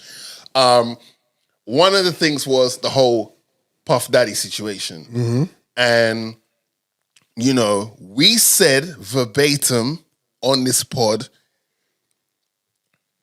they are going to try and get this next Donnie. Like, in a long list of Donnies, we've been saying there's a number 2 they're going to try get. If anything, they probably wanted to get him before Diddy. We've been trying. Yeah. We've been saying they've always tried over the years to bring this guy to get him in a Mazza, to associate him with a Mazza. And we're like, yo, it's quiet right now, but they're going to do their utmost to get this guy in particular in a Mazza. Fast forward, couple more pods, we're like, yo, it's looking peak for Diddy, but they're going to try and get this done. Remember, man, I've been saying this, Right. And the thing about it is, again, the backers and forwards that I've had with you and Joe is conflicting because I came here one episode and Joe was like, bruv, Donnie made Blueprint, bruv. Yeah. And then I felt bad for saying it. I felt like, bruh, what? Yeah. Who am I to question? I need to check myself. Yeah, bruv. Who am I to question the guy who gave us the blueprint? Who gave you the blueprint? Three times over. And I'm going backwards and forwards and I'm feeling like, bruv, what could, like... Yeah. But again, we kept saying, they're really... And it's not like we was wishing that on him. It's just that the narrative for many, many years is, since he's slowly started to progress and be more than just a rapper, people have tried to pull him down. Because it's like, that crab in the barrel mentality, right? Yeah. And then, lo and behold, something drops. And a lot of things have rocked the internet. But I want to say this one is definitely one of those where you felt like... I had someone in the office say to me, Dre, I just want to let you know something's happened with your boy. And at first I was like, what? Who? Yo, I'm looking in the chat with the family, like my brother's okay. And I was like, no, my family's good, bro. And he goes, bro, your guy, the guy. And when he said the guy, I was like, oh man, what? That's nasty. I was like, shit. Those at work, whenever there's music conversation come up, they always go, boom, boom, boom. Right. All right, question. Go ahead. Do you think he's head honcho? Of what? Of this whole thing. Of what thing? Come on, bro. Let's not speak in parables. It's raw. Do you think he's head honcho of the elites in the music industry? Not even close. No. Do you think he's head honcho in the elites of black music industry? No, because they're the same two people. The ones that are your previous question and this question, it's the same. It's the same people. No. Do you think he's smarter than Diddy? Yes. Do you think, and we're going to get into it. Yeah. And we have to be Come on, brother. Because don't forget, don't forget, this is YouTube, right? Yeah, so yeah. I have to. Yeah, we can't use that word Yes. that he's been accused of. So he's been accused of sexual assaulting a 13-year-old girl. Yes. Apparently, it was after the VMAs in 2000. Yeah. And she said Yeah. that she was at the after party and Diddy. No. Am I jumping? You're jumping. She said let's put it in local terms. 'Cause I feel like we might say certain things and it might go over people's head because it's like, right, so let's relate to in the UK. She said this Jane Doe, because John Doe. is for men, right? So this Jane Doe, female, whose identity is still unknown, she said she wanted to go to the Mobile Awards at the O2. Right. And her friend dropped her off to go to the Mobile Awards without no ticket. Drove 5 hours. No, you're jumping again. That's a pops. We'll get there. Don't worry. No, her friend drove 5 hours from where she lived to the VMAs and dropped her off. I thought it was the pops. Okay, all right, I stand corrected. My apologies. The pops is who picked Allegedly. her. Allegedly. Right. So she gets dropped off at the O2 and this Jane Doe, her hopes is she's getting into the Mobile Awards without no ticket. At 13. At 13. Now, she's in the part of the O2 where, because there's a back bit, I don't want to blow up the O2, but there's a part where, because I used to be in that circle where I used to find out there's other ways to get into certain places. Right. To beat the crowd that's at the front. Yeah, you and Westwood. Yes. Yeah. And she's basically saying she was where the limos are pulling up for That's the stars. right. Yeah. Right? Yeah. And she was asking people, first of all, this sounds mad scary. Like, what, were you waiting people to wind down the window? Excuse me. But she's like asking people to get her in. People are just ignoring her, pretending to move or whatever. We wasn't there, so we don't know. But then one particular limo stops, hears her story and goes, you know what, I can get you in. Gives her a ticket because he says, according to her, you're the type my boss likes. Yeah. And apparently she's saying that the limo driver was the driver for Puff. Right. Allegedly to her, she's then saying he got her in. He was true to his word. He got her into the Mobile Awards. But he also said to her at the same time, I got you this ticket, but you need to meet up with me after because there's going to be a Mobile after party. Yep. So she then enjoys the Mobile Awards and then she meets up with his driver and he takes her, Puff, Jay-Z, and allegedly Miss Jenny from the block to this party. Right. She says that they take her to this house. There is partying going on there, but then they take her to a room where allegedly she drank something. She didn't feel too good. Felt woozy. And then that's when the SA took place. Mm-hmm. She then said she managed to escape, or after what happened, she said those two did it, and there was a female there watching. That's what she said. Yeah. She then left the party, and she went to a gas station and what they call 7-Eleven, and then she called her Pops, and her Pops drove for many hours to pick her up and to take her home. Right? Yeah, that's the story. She recently went on a news channel and. Again, they blacked her out so that you couldn't see who she was, and she gave her her side of the story. Her side of the story. Yeah. Now, obviously, once the news came out, Rock Nation or Jay-Z, the Jay-Z's lawyers, Spiro, his name is Alex Spiro, put out a statement. The statement said, "I don't think that story had 30 minutes on the internet. My lawyer received a blackmail attempt." Called a demand letter for a lawyer named Tony Busby. What he had calculated was the nature of these allegations and the public scrutiny would make me want to settle. No, sir. It had the opposite effect. It made me want to expose you for the fraud you are in a very public fashion. So no, I will not give you one red penny. These allegations are so heinous in nature that I implore you to file a criminal complaint, not a civil one. Right. Whomever would commit such a crime against a minor should be locked away. Would you not agree? These alleged victims would deserve real justice if that were the case. This lawyer, who I have done a bit of research on, seems to have a pattern of these type of theatrics. I have no idea how you have come to such a deplorable human, how you have become such a deplorable human, Mr. Busby, but I promise you, I have seen your kind many times over. I'm more than prepared to deal with your type, to claim your claim to be a Marine. Marines are known for their valor. Yeah, valor. You have neither honor or dignity. My only heartbreak is for my family. My wife and I have to sit down with our children. I have to sit our children down, one of whom is at the age where her friends will surely see the press and ask questions about the nature of these claims and explain the cruelty and greed of people. I mourn yet another loss of ignorance. Children should not have to endure such at their age, at a young age. It is unfair to have to try to understand inexplainable degrees of malice meant to destroy families and human spirit. He goes on. My heart and support goes out to true victims in the world who have to watch how their life story is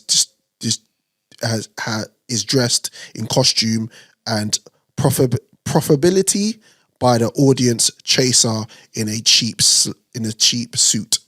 You have made it terrible error in judgment, thinking that all celebrities are the same. I am not from your world. I am a young man, as Joe mentioned, who made it out of the projects of Brooklyn. We don't play these type of games. We have very strict codes of honor. We protect children. You seem to exploit people for personal gain. Only your network of conspiracy theories, fake physics will believe the idiotic claims that you have levied against me, that if not for the seriousness surrounding harm to kids, would be laughable. I look forward to showing you just how different I am. So he's put that statement out, and now we have to talk about the inconsistencies in what this Jane Doe has been saying. Yeah, so the latest information that's come out is that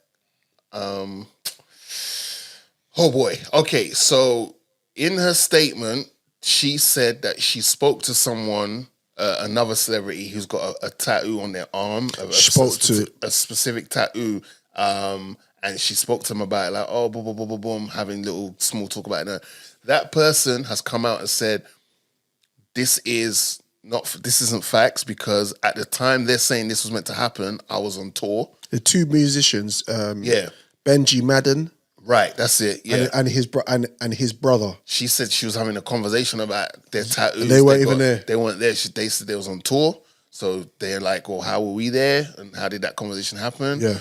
The other thing is that there's now pictures coming out that show Jay-Z was at an after party, and it was an after party that Puff was at, and J-Lo was there because they was dating at the time. Yep. But that wasn't an after party. That was that happened after the VMAs. And so it's like, well, yeah, they were at an after party together.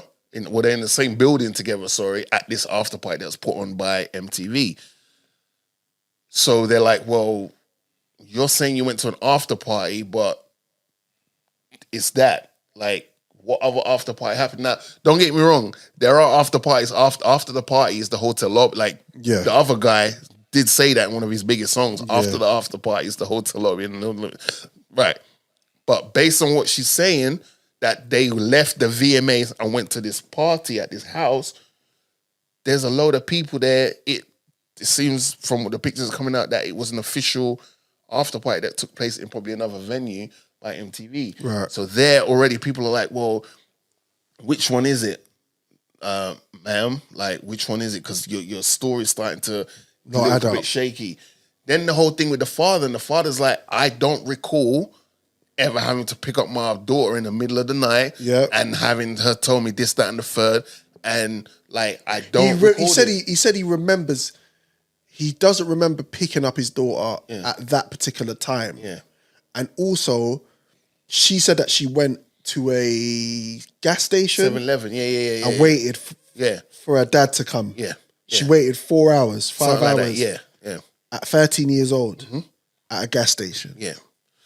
So the thing is, you have to be careful when you're dealing with certain stories, especially when it's SA related stories, right? Because you don't want to say someone isn't telling the truth, because at the end of the day, there's a lot of trauma that goes into that. And there is the age-old thing of like, well, why didn't they just say it when it happened then? And it's like, it don't work like that. Like, that's, unless you've had that happen to you, that type of thing can mess with your whole situation, bro. You start questioning yourself, you're questioning your value of life. A lot of times we hear stories where people commit the S word to themselves because they can't deal with what's happened to them. Yep. So I'm taking all of that into context when we deal with these type of things. But on the flip side of these things as well, it's like, if you have a story that is truthful, in my eyes, there should be no inconsistencies about it. And when the accuser is saying, I understand there's some inconsistencies in my story, then I'm like, well, what do you expect me to believe? What do you want me to believe? But for me, this comes down to the lawyer. This comes down to Tony Busby, because why have you not vetted this woman properly? You've apparently she's got autism, and if that was her voice that they used when she gave the statement, she just didn't sound cohesive enough. She didn't sound balanced. Right. So you've put her on. You've made her Jane Doe. Yeah. She's gone on a TV news channel to give her story. She's got mad inconsistencies, and you didn't vet that properly. And the other plot twist in that is, apparently the case, this wasn't originally his case.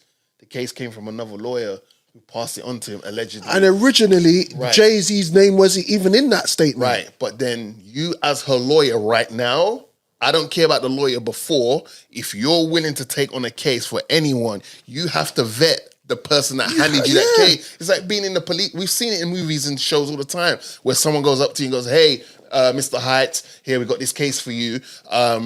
Joe was dealing with it, but we're passing it on to you now. And you're like, cool, I'll deal with it. But even then, they'll be like, well, hang on a minute, let me see what we've got working here, and what has Joe done so far? And we got, has he checked this? Has he checked that? He's done this. All right, cool, I'll take on the case. Like, we're living in a time now, and it goes back to the Cat Williams side of things, where I think people are throwing anything they can at the wall, see if it sticks. To see if it sticks. Now, but that's you're dealing with billionaires at the highest level in society. You don't think Jay-Z don't have investigators, and he don't have, like, he doesn't have these people, like, he doesn't have these things. Like, you don't have these things patterned. That's why when he jumped out of because when you look at it, right, Jay doesn't want his name in any shit, right? But Jay doesn't. He's got deals. Yeah. He recently popped out with his missus and his daughter for the Mufasa thing. Yeah. And obviously there's that situation. There's the NFL situation where Donnie's come out and said, we're not going to break ties with Jay over this. Yeah. So, and then you got Rock Nation and stuff like that. So you're dealing with people at the highest level. If Tony Busby thinks that he can just have this girl from Alabama who doesn't know what she's chatting about with inconsistency, thinks that that's going to be a takedown. Yeah, but you know what I mean? You got to think of it from his angle. He's thinking, because apparently in the statement, they're saying about the blackmail thing. Apparently they were given the heads up, and it's like, hey, Mr. Carter. Yeah, we're going to... We are willing to do this for that. Attach it to your name. Yeah. However, if you hit us with a little something, we let this all go away. Now, the thing is, the higher you go up in the ladder, we've seen this before a million times, and this could happen to any one of us in the room. The higher you go up in the Totem pole in any field, anytime you do not want your name to be attached by any BS at all, even if it's false, you don't. It's like, imagine being, I don't know. Imagine you're flipping Michael Jordan, and it comes out you're a racist. Just the fact that someone says Michael Jordan is a racist, straight away that sets alarm bells ringing. Of course. Because it's like, well, wait, whoa. Nike's probably like, oh my God, what? This guy's bringing in like 60% of our annual income turnover. Hey, get a call with Mike right now, people. With panic stations. And they said allegedly, we know you don't want anything attached to your name. But we understand that if we put some smut on your name, it's not a good look for you because of how many. So give us these P's, right? And we'll keep it like that. And we'll keep it on a hush hush. And they probably said "F you." No. Now, speak from my perspective, brother. When that thing popped off, I was like, you're the first person I thought of. I'm not even going to lie to you. Yeah. You're the first person I thought of. And I was like, I can't contact you right now because we're going to sound like two heartbroken bitches. Bro, I thought about walking in here with a cape today. Brother, I thought about ordering a cape online at Amazon and wearing it and sitting in well, here. I kind of am wearing a cape today for the both of us. But like, I was like, I need to chat to Morg, but I was like, I know Morgs is going to do something like me. Let me just let Morgs just go for it. So can we put the tinfoil hats on yet? Go talk to me. So talk to me. I mean, we could call it conspiracy, but it's definitely something larger at play than this because one, just from this alone, we already know a few of the Diddlers cases are going to get thrown out, right? And it's already started happening. Yeah. And a lot of the people that had the allegations had the same. Have got Tony Busby. He's got all of them as a lawyer. So it's kind of like you could almost look at it like it's not necessarily like an inside job, but it's a larger play. It's to throw the whole thing out in general because the more like inconsistencies you can attach to it, is the more that it doesn't look good. The more, so like that's why like part of me is like, I won't be surprised if he doesn't even make it to trial, the Diddler case, to be honest, because it's like like when they say you're dealing with like powers and principalities, like I think the levels that it gets to is different. I feel like, I don't think a lot of like, because I think even when you look at how like Diddy's kids are behaving, it's like, these powers are ready to throw anything at it to make it stick. Yeah. So I feel like it's all part of because everything happened way too quickly. You had the response, then 2 days later you had the interview on, was it NBC? One of them. And that's crazy. Like because that means people know who she is. Because people. It's like, that's true. How many stages did it get to and she wasn't vetted? Yeah. When it's like, people are playing in your face, it feels like. Right. And I alluded to that because if Busby is the top tier Captain America of lawyers that he paints himself to be, and someone hands you down a case, regardless of what sort of agenda you got, you're meant to do your background checks, because the worst thing you could do as a lawyer is have egg on your face. And no one's going to care like, oh, well, it came from that lawyer. That they don't care about that lawyer. Yeah. You're the one that stepped on the landmine and came out there all gun shooting. And the fact that you are the guy who's associated with all of Diddy's cases, we spoke about this many pods ago, where it's like, he's the guy who's kind of said to anyone that's had anything with Diddy, I'm the guy to come to so we can press these charges and all that. The fact that you've gone with this one and now her story is being shown as being very inconsistent and you're the guy attached to Diddy, now they're saying there's stories there's accusers he's got on his books in regards to Diddy. They're now going, well, a lot of these things are not inconsistent. So now cases are just Accusers is just dropping, bro. I like again, I want to keep the conversation balanced. Yeah, of course. Like, I always want to be behind protecting women and children. Of course. Always, That's right? not a question. What I don't want to do is just say that people have done something when it's not proven in a court of law either. Yeah. Because at the end of the day, these things are at the moment are hearsay. Yeah. Right? Yeah. But then we go on to the fact that, okay, you see me, yeah? I'm a very spiritual person. Like, I studied the Bible when I was a kid. Yeah. And I understand that there are certain evils in this world, right? Of course. And at the same time, remember we had conversations before and I was like, bruv, do we want to really have this conversation? Maybe we should do a Patreon and really go into this thing because obviously, like, you can talk about Wagwan, but it's these are deeper, darker criminal links, right? Yeah. Allegedly. Yeah. What I've noticed, this is just me on the surface, with the R. Kelly situation, with the Epsteins and the Weinsteins and now Diddy and everything else. Prince Andrew and stuff like that. Like, I don't know this, but it just doesn't look good.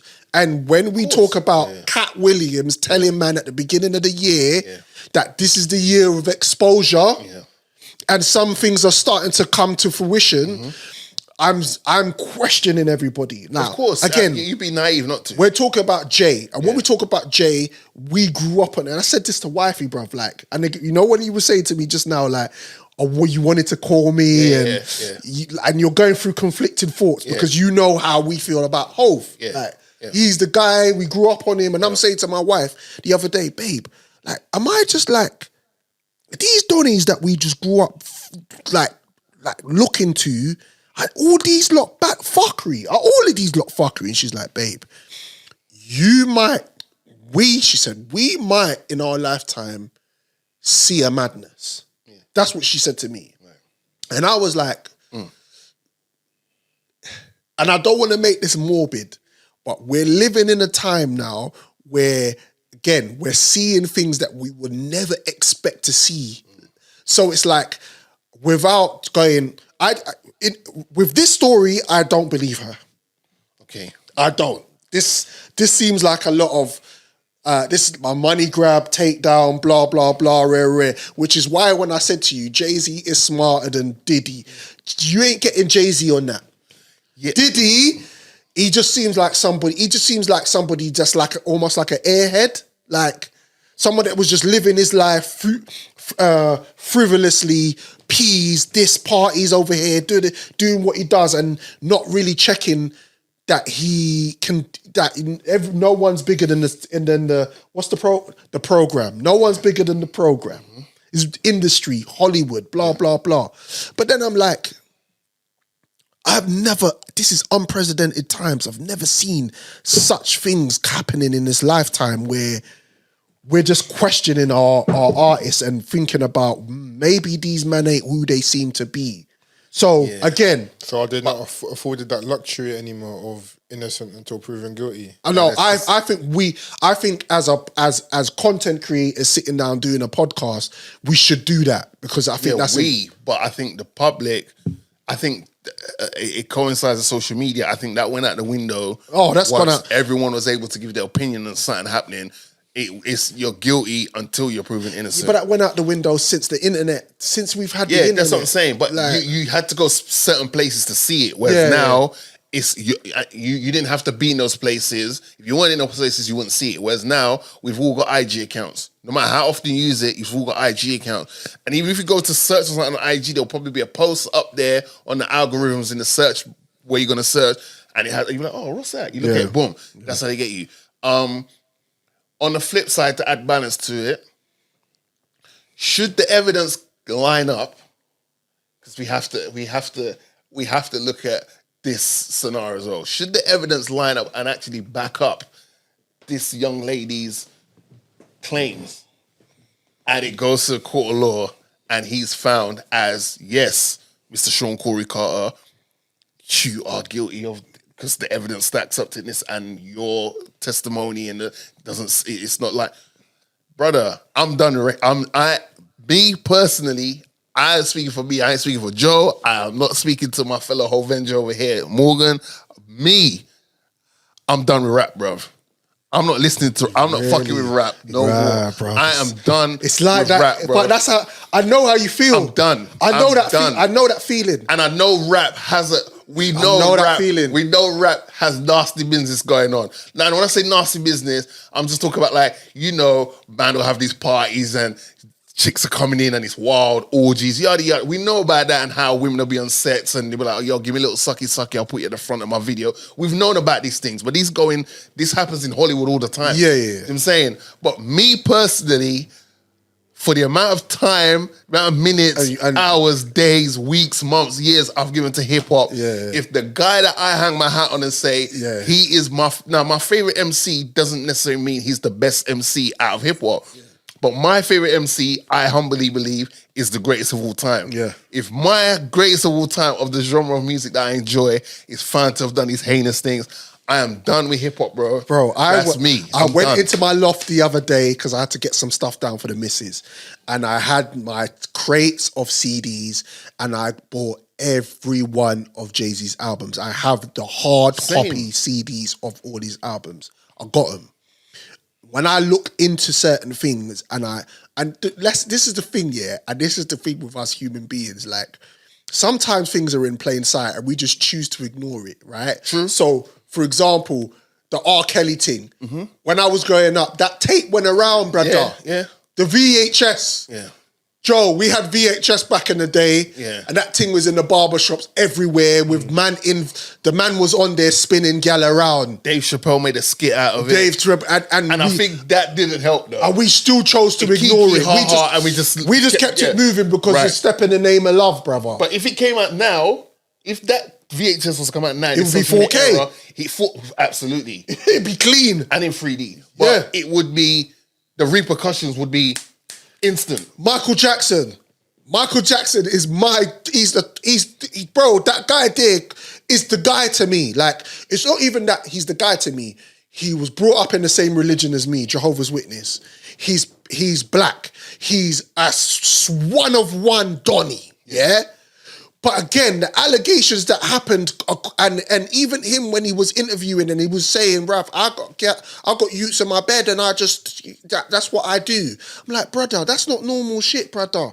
But we let things go because we put these people in a certain place in our lives. Because if that's Uncle Norman, you're going, brother, Uncle. Uncle.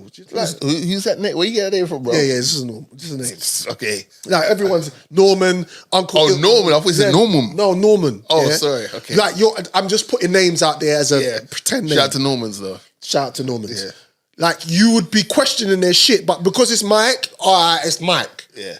So what we're seeing is these things coming to fruition, and we've got to now start learning from this. And I understand, Drizzy. I don't want you to give up on Hove. No, I'm not giving up on him. I don't want you to do that. But what I want you to do, because again, we are voices. Yeah. And we can't be seen to be like these guys that are just like, these fuckeries happening and we're just going to let it run. Yeah. We have to come out and we have to speak about it. Or we don't. Absolutely. Or we don't. But if we do, we've got to be consistent. But I think because we are well-known, established CEOs, co-CEOs of Hovenger's Tower, that if we didn't speak on this, we're hypocrites. Yeah, 100%. And we're almost turning a blind eye, putting our head in the 100%. Sand. So we have to speak on it. 100%. But I'm saying for me, brother, you'll talk about CDs. I've got signed memorabilia. Yeah. I've got Hove signed my Manchester United jersey. Yeah. I've got Hove signed a magazine I had of him. He was on the cover of. Brother, I'm just saying, I've invested too much in rap, bro. If this guy is found out to be, you see with Puff, I'm not too. But you don't like Puff. I've never met the guy. I can't say that. No, but I'm saying, like but I've never had Puff in that higher esteem of like, Puff he's my favorite MC. No, we don't care. Puff is just the guy who wants to take that cool guy. Big. Brother, big. Yeah, thank you. That's why you have to give some light to Puff, because like without Puff, the world might look different. No Biggie, no Mace, no G-Dep, no Total 112. You know what I'm saying? But Hove is like, I spent some of my first pocket money. I know. And buy like Reasonable Doubt, like listening to Hov, buying Rockaware. People used to call me Jigger in Bro, college. you used to look like him back in the day. Especially on my low cut You hair, and my other brethren. and my hat. Shout out to Chalice. Shout out to Chalice, man, my twin. Like I used to be called Jigger in college because of how I dressed like Hov to the 9. Yeah. And people were like, bro, you look like Jay-Z. And they used to call me Jigger. Shout out to the man that, bro, I've invested too. Listen, Sean Corey Carter, I know you listen to the podcast. You better not. I know you listen to podcasts. Yeah, Shout out to my sister-in-law, bruv, Beyonce. don't. Listen, Yeah. brother, you know what? It's at a point now, I'd prefer if you just came out and said, you know what, I think that may have happened, but I didn't know she was 13 or something. Like, just get ahead of it. I'm like, and let's just be over. Don't stretch this shit out. But listen to what I'm trying to say to you. Talk to me. I've been trying to get this point across. Yeah. This is the beginning.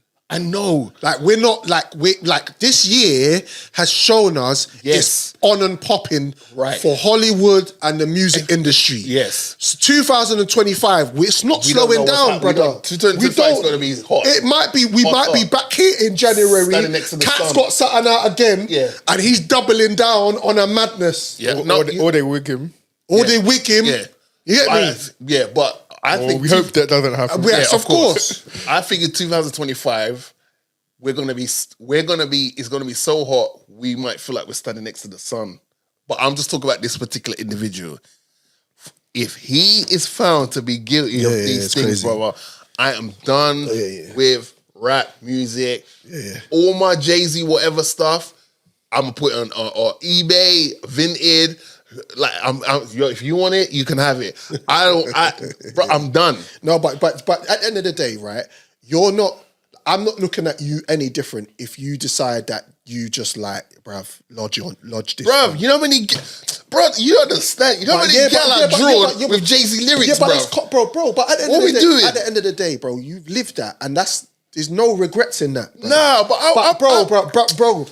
bro, this is the thing, bro. Let's keep it $1. I've got a 10-year-old, yeah, and if anybody thinks they put their hands on my 10-year-old, if you're Jay-Z or you're the man down the road that sells grapes, you're not living to see another day, bro. You're finished, bro. And I will take myself to the police station. I'm going jail. And tell them, say I did it. I'm going jail. So let's not. It is what it is, brother. It is, right.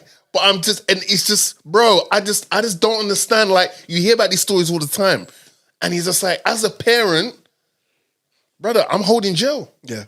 I'm holding jail over my child. I am holding jail. Your officer, I've got some breaking news for you. There's a dead body at this house. I'm the one that did it because they traumatized my child and did X, Y, and Z. We don't even need court. I'm telling you, I killed them. So anyway, let's see how this plays out. Let's see how this plays out. And as I say it all the time, the saga continues. Wu-Tang. I'm still going to listen to Down the Street intro. Yeah, bruv. Get it in now as quickly as you can, bruv. Because next year it might be deep for you. Yeah, but that Dynasty intro is cold. You can't just, I think that one there. I said I'm not giving that up. That one there.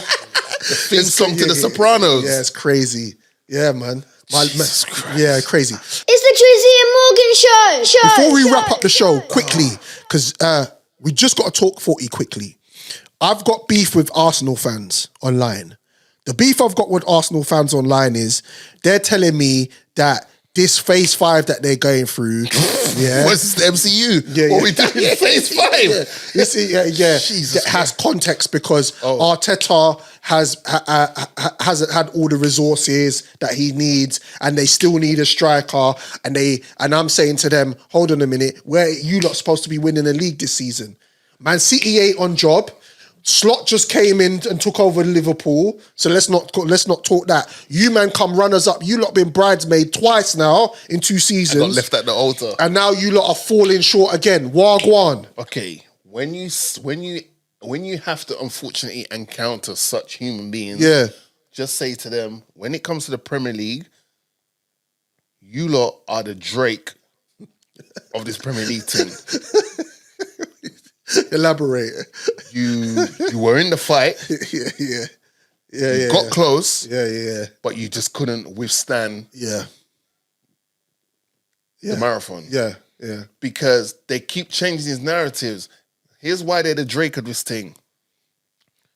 Had they won it last season or the season before, you wouldn't hear a peep from them. Not a except peep. they're the best team since football was created. You wouldn't hear a peep from them but that. Huh? Yeah? Drake's only piping up, sorry, and I quote, for the greater good of music with this lawsuit.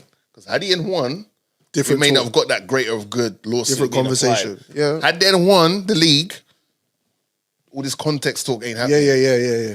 So I'm not getting involved because my team is going through yet another transition. So I ain't got no horse in the fight. However, but bro, at the end of the day, just because you are where you are, that doesn't mean you can't talk on it. okay, It is what it is, bro. you're giving me that. Fuck that, bro. Okay, like, cool. what are we doing? All I know is from my team's perspective is if you lot on phase 5, my team's back at phase 1. However, in the phase 1 and 2 of my team, I saw recently, my guy collected 2 trophies in 2 years. Yeah. While we were still in a transition period. Yeah. And we finished 3rd. And there was a period in time in the first season where we were 2 games away. The draw against Palace when Elise scored that bad boy free kick. Yeah. And against Leeds. We were in the discussions, if we had won those 2 games, of being title contenders. Even though it was a long shot, but points-wise, we were in that discussion. Yeah. I ain't got nothing else to say about nothing. However, watching Arsenal fans lose their mind Oh my God. while City is going off the rails is some of the funniest things I've seen. Because Oh my Arsenal God. fans feel so entitled. They're like, well, why wasn't City playing like this when we was top of the table last season? First of all, you lot go cry in a corner, innit? We don't sympathize with you. You know, Arsenal fans, your team used to be one of the... Oh my God, rival fans used to love your team, you know? They wouldn't say it publicly, but be like, that Arsenal team is sick. You lot, They are the most delusional Brother. fan base I've ever met in my life. And I asked one question, Drizzy, Yeah. on Facebook. I asked them, if Arteta don't win the league this season, is it a P45 thing? No, it's context. No context. No context. So cool. So then you're telling me that you're cool with mediocrity. Then that's what you're cool. You're cool with that. You're back to the old school Arsenal where top 4 is your thing now. Because the only people I see online is Troops and Turkish that are standing on job saying, brother, you can't let Liverpool win the league with a new manager after it was supposed to be our time. Oh, and more context, so you don't want to speak up context. They got 3 Donnies in their team that are starting 11 Donnies. That man's contract ain't even been sorted out yet. So that man essentially could be getting this guy a trophy this first season. Like, hey guys, we've done our job. Assalamu alaikum.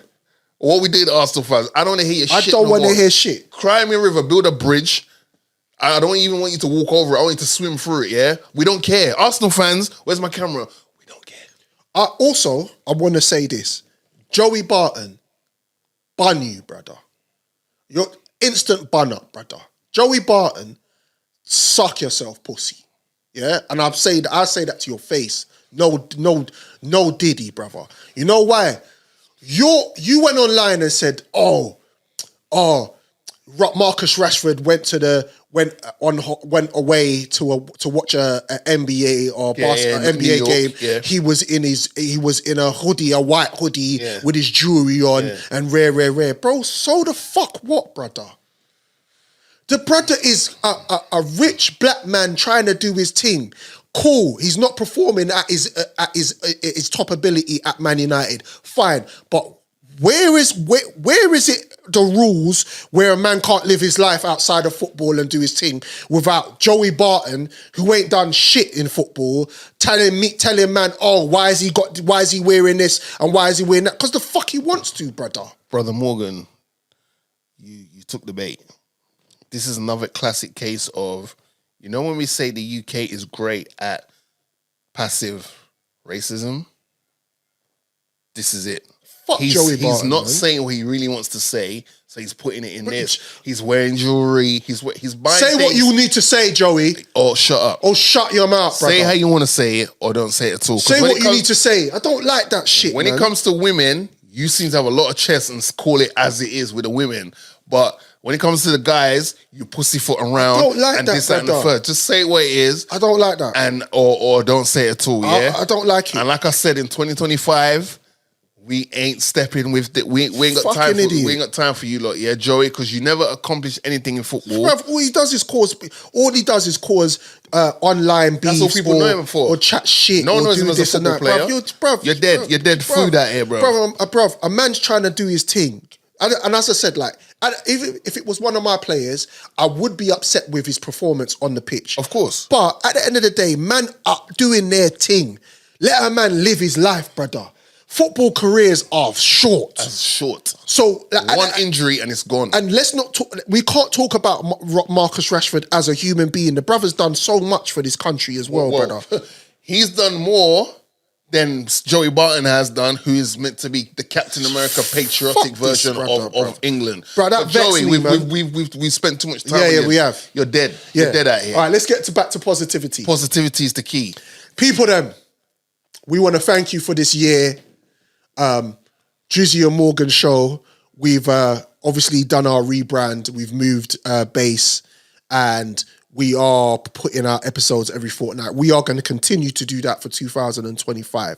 I want to big up Jojo Montana the Great for just giving us that visual love. Yeah. I want to shout out to Keisha, who behind the scenes helps us, keeps us ticking, gets on job, tells us off when we need to be told off. Yeah. We want to shout out to Gamza, who actually just came in. I spoke to her. I need you to do this. She come through. She's been professional, been funny.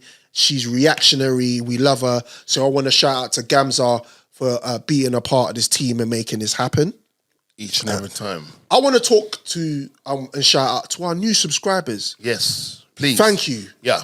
And keep it going. If you I want you to follow us on this journey. Me and Drizzy been doing this for a long time now, and we feel like, and I can speak for Drizzy, that next year is going to be our year to just really take it to another level, this podcast thing.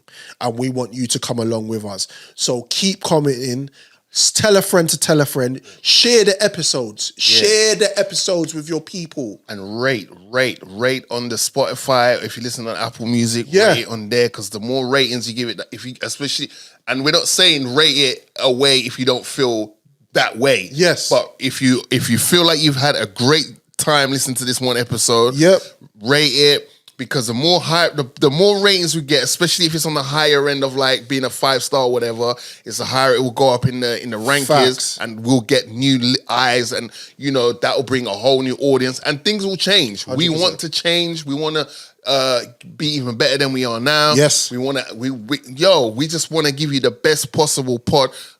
Realistically, the aim is we want to go weekly. We do want to go weekly. Yes. But in order for us to go weekly, we're going to need you guys to help spread the word and share the clips. We're gonna be more active on IG. We're probably gonna do some lives. We're gonna definitely be giving you guys more clips and stuff. Like, we're gonna do as much as we can, and all we ask of you is just to share, or even comment, or just like. It all, believe me when I tell you this, it all helps, because this is a cesspool of, there's more podcasts than there probably are 100%. people that live in certain areas in England. 100%. So in order for us to stand out, we need you guys to help us in this journey with the engagement and getting the word out there.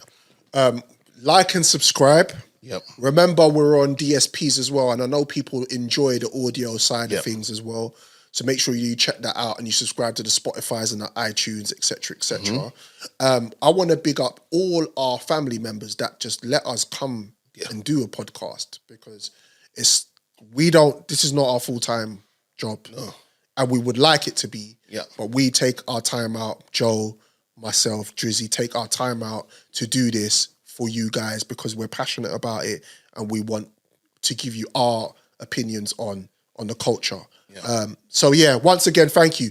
Enjoy your holiday. Yeah. Please. Enjoy your holiday. Make the most of it. Have fun. Get outside. Yeah. See your people. Spend time with your family. And we will see you in 2025. Let them know about the wrap-up show. Yeah, so we are going to give you guys one more bit of content after this one. We are aiming to come back here and do the 2024 wrap-up show. Yep. Now, disclaimer, we're not gonna highlight everything that happened in 2024, because we ain't got time for that, and we know your time is precious. So we're gonna do a condensed version and highlight on some of the things that we feel most definitely were either hot topics Yep. or was entertainment for us. So look out for that. That's going to drop. We're going to kind of drop that just before the end of the year wraps up, sorry. And I just double up on everything that Morg said. And listen, if you didn't get what you wanted this year under the Christmas tree, trust me, you're blessed because you've seen the end of another year. That's right now in these times, the gift of life is the best gift you can get. Anything else wrapped up and given to you is just a bonus. Be grateful. Spend time with your loved ones. Like just check in on them from time to time. You don't have to check in on them when you need something. Just check in on them from time to time. And let's all go into 2025 on the highest of highs. Now, hopefully that isn't contributed and sponsored by any paraphernalia, anything like that. But let's just go into 2025 with the highest of high.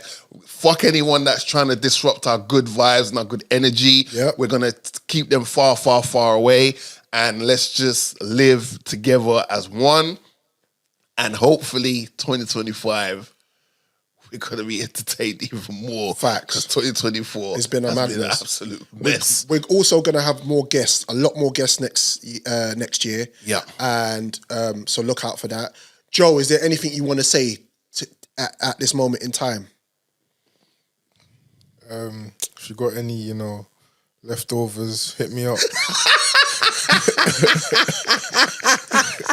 And what about food?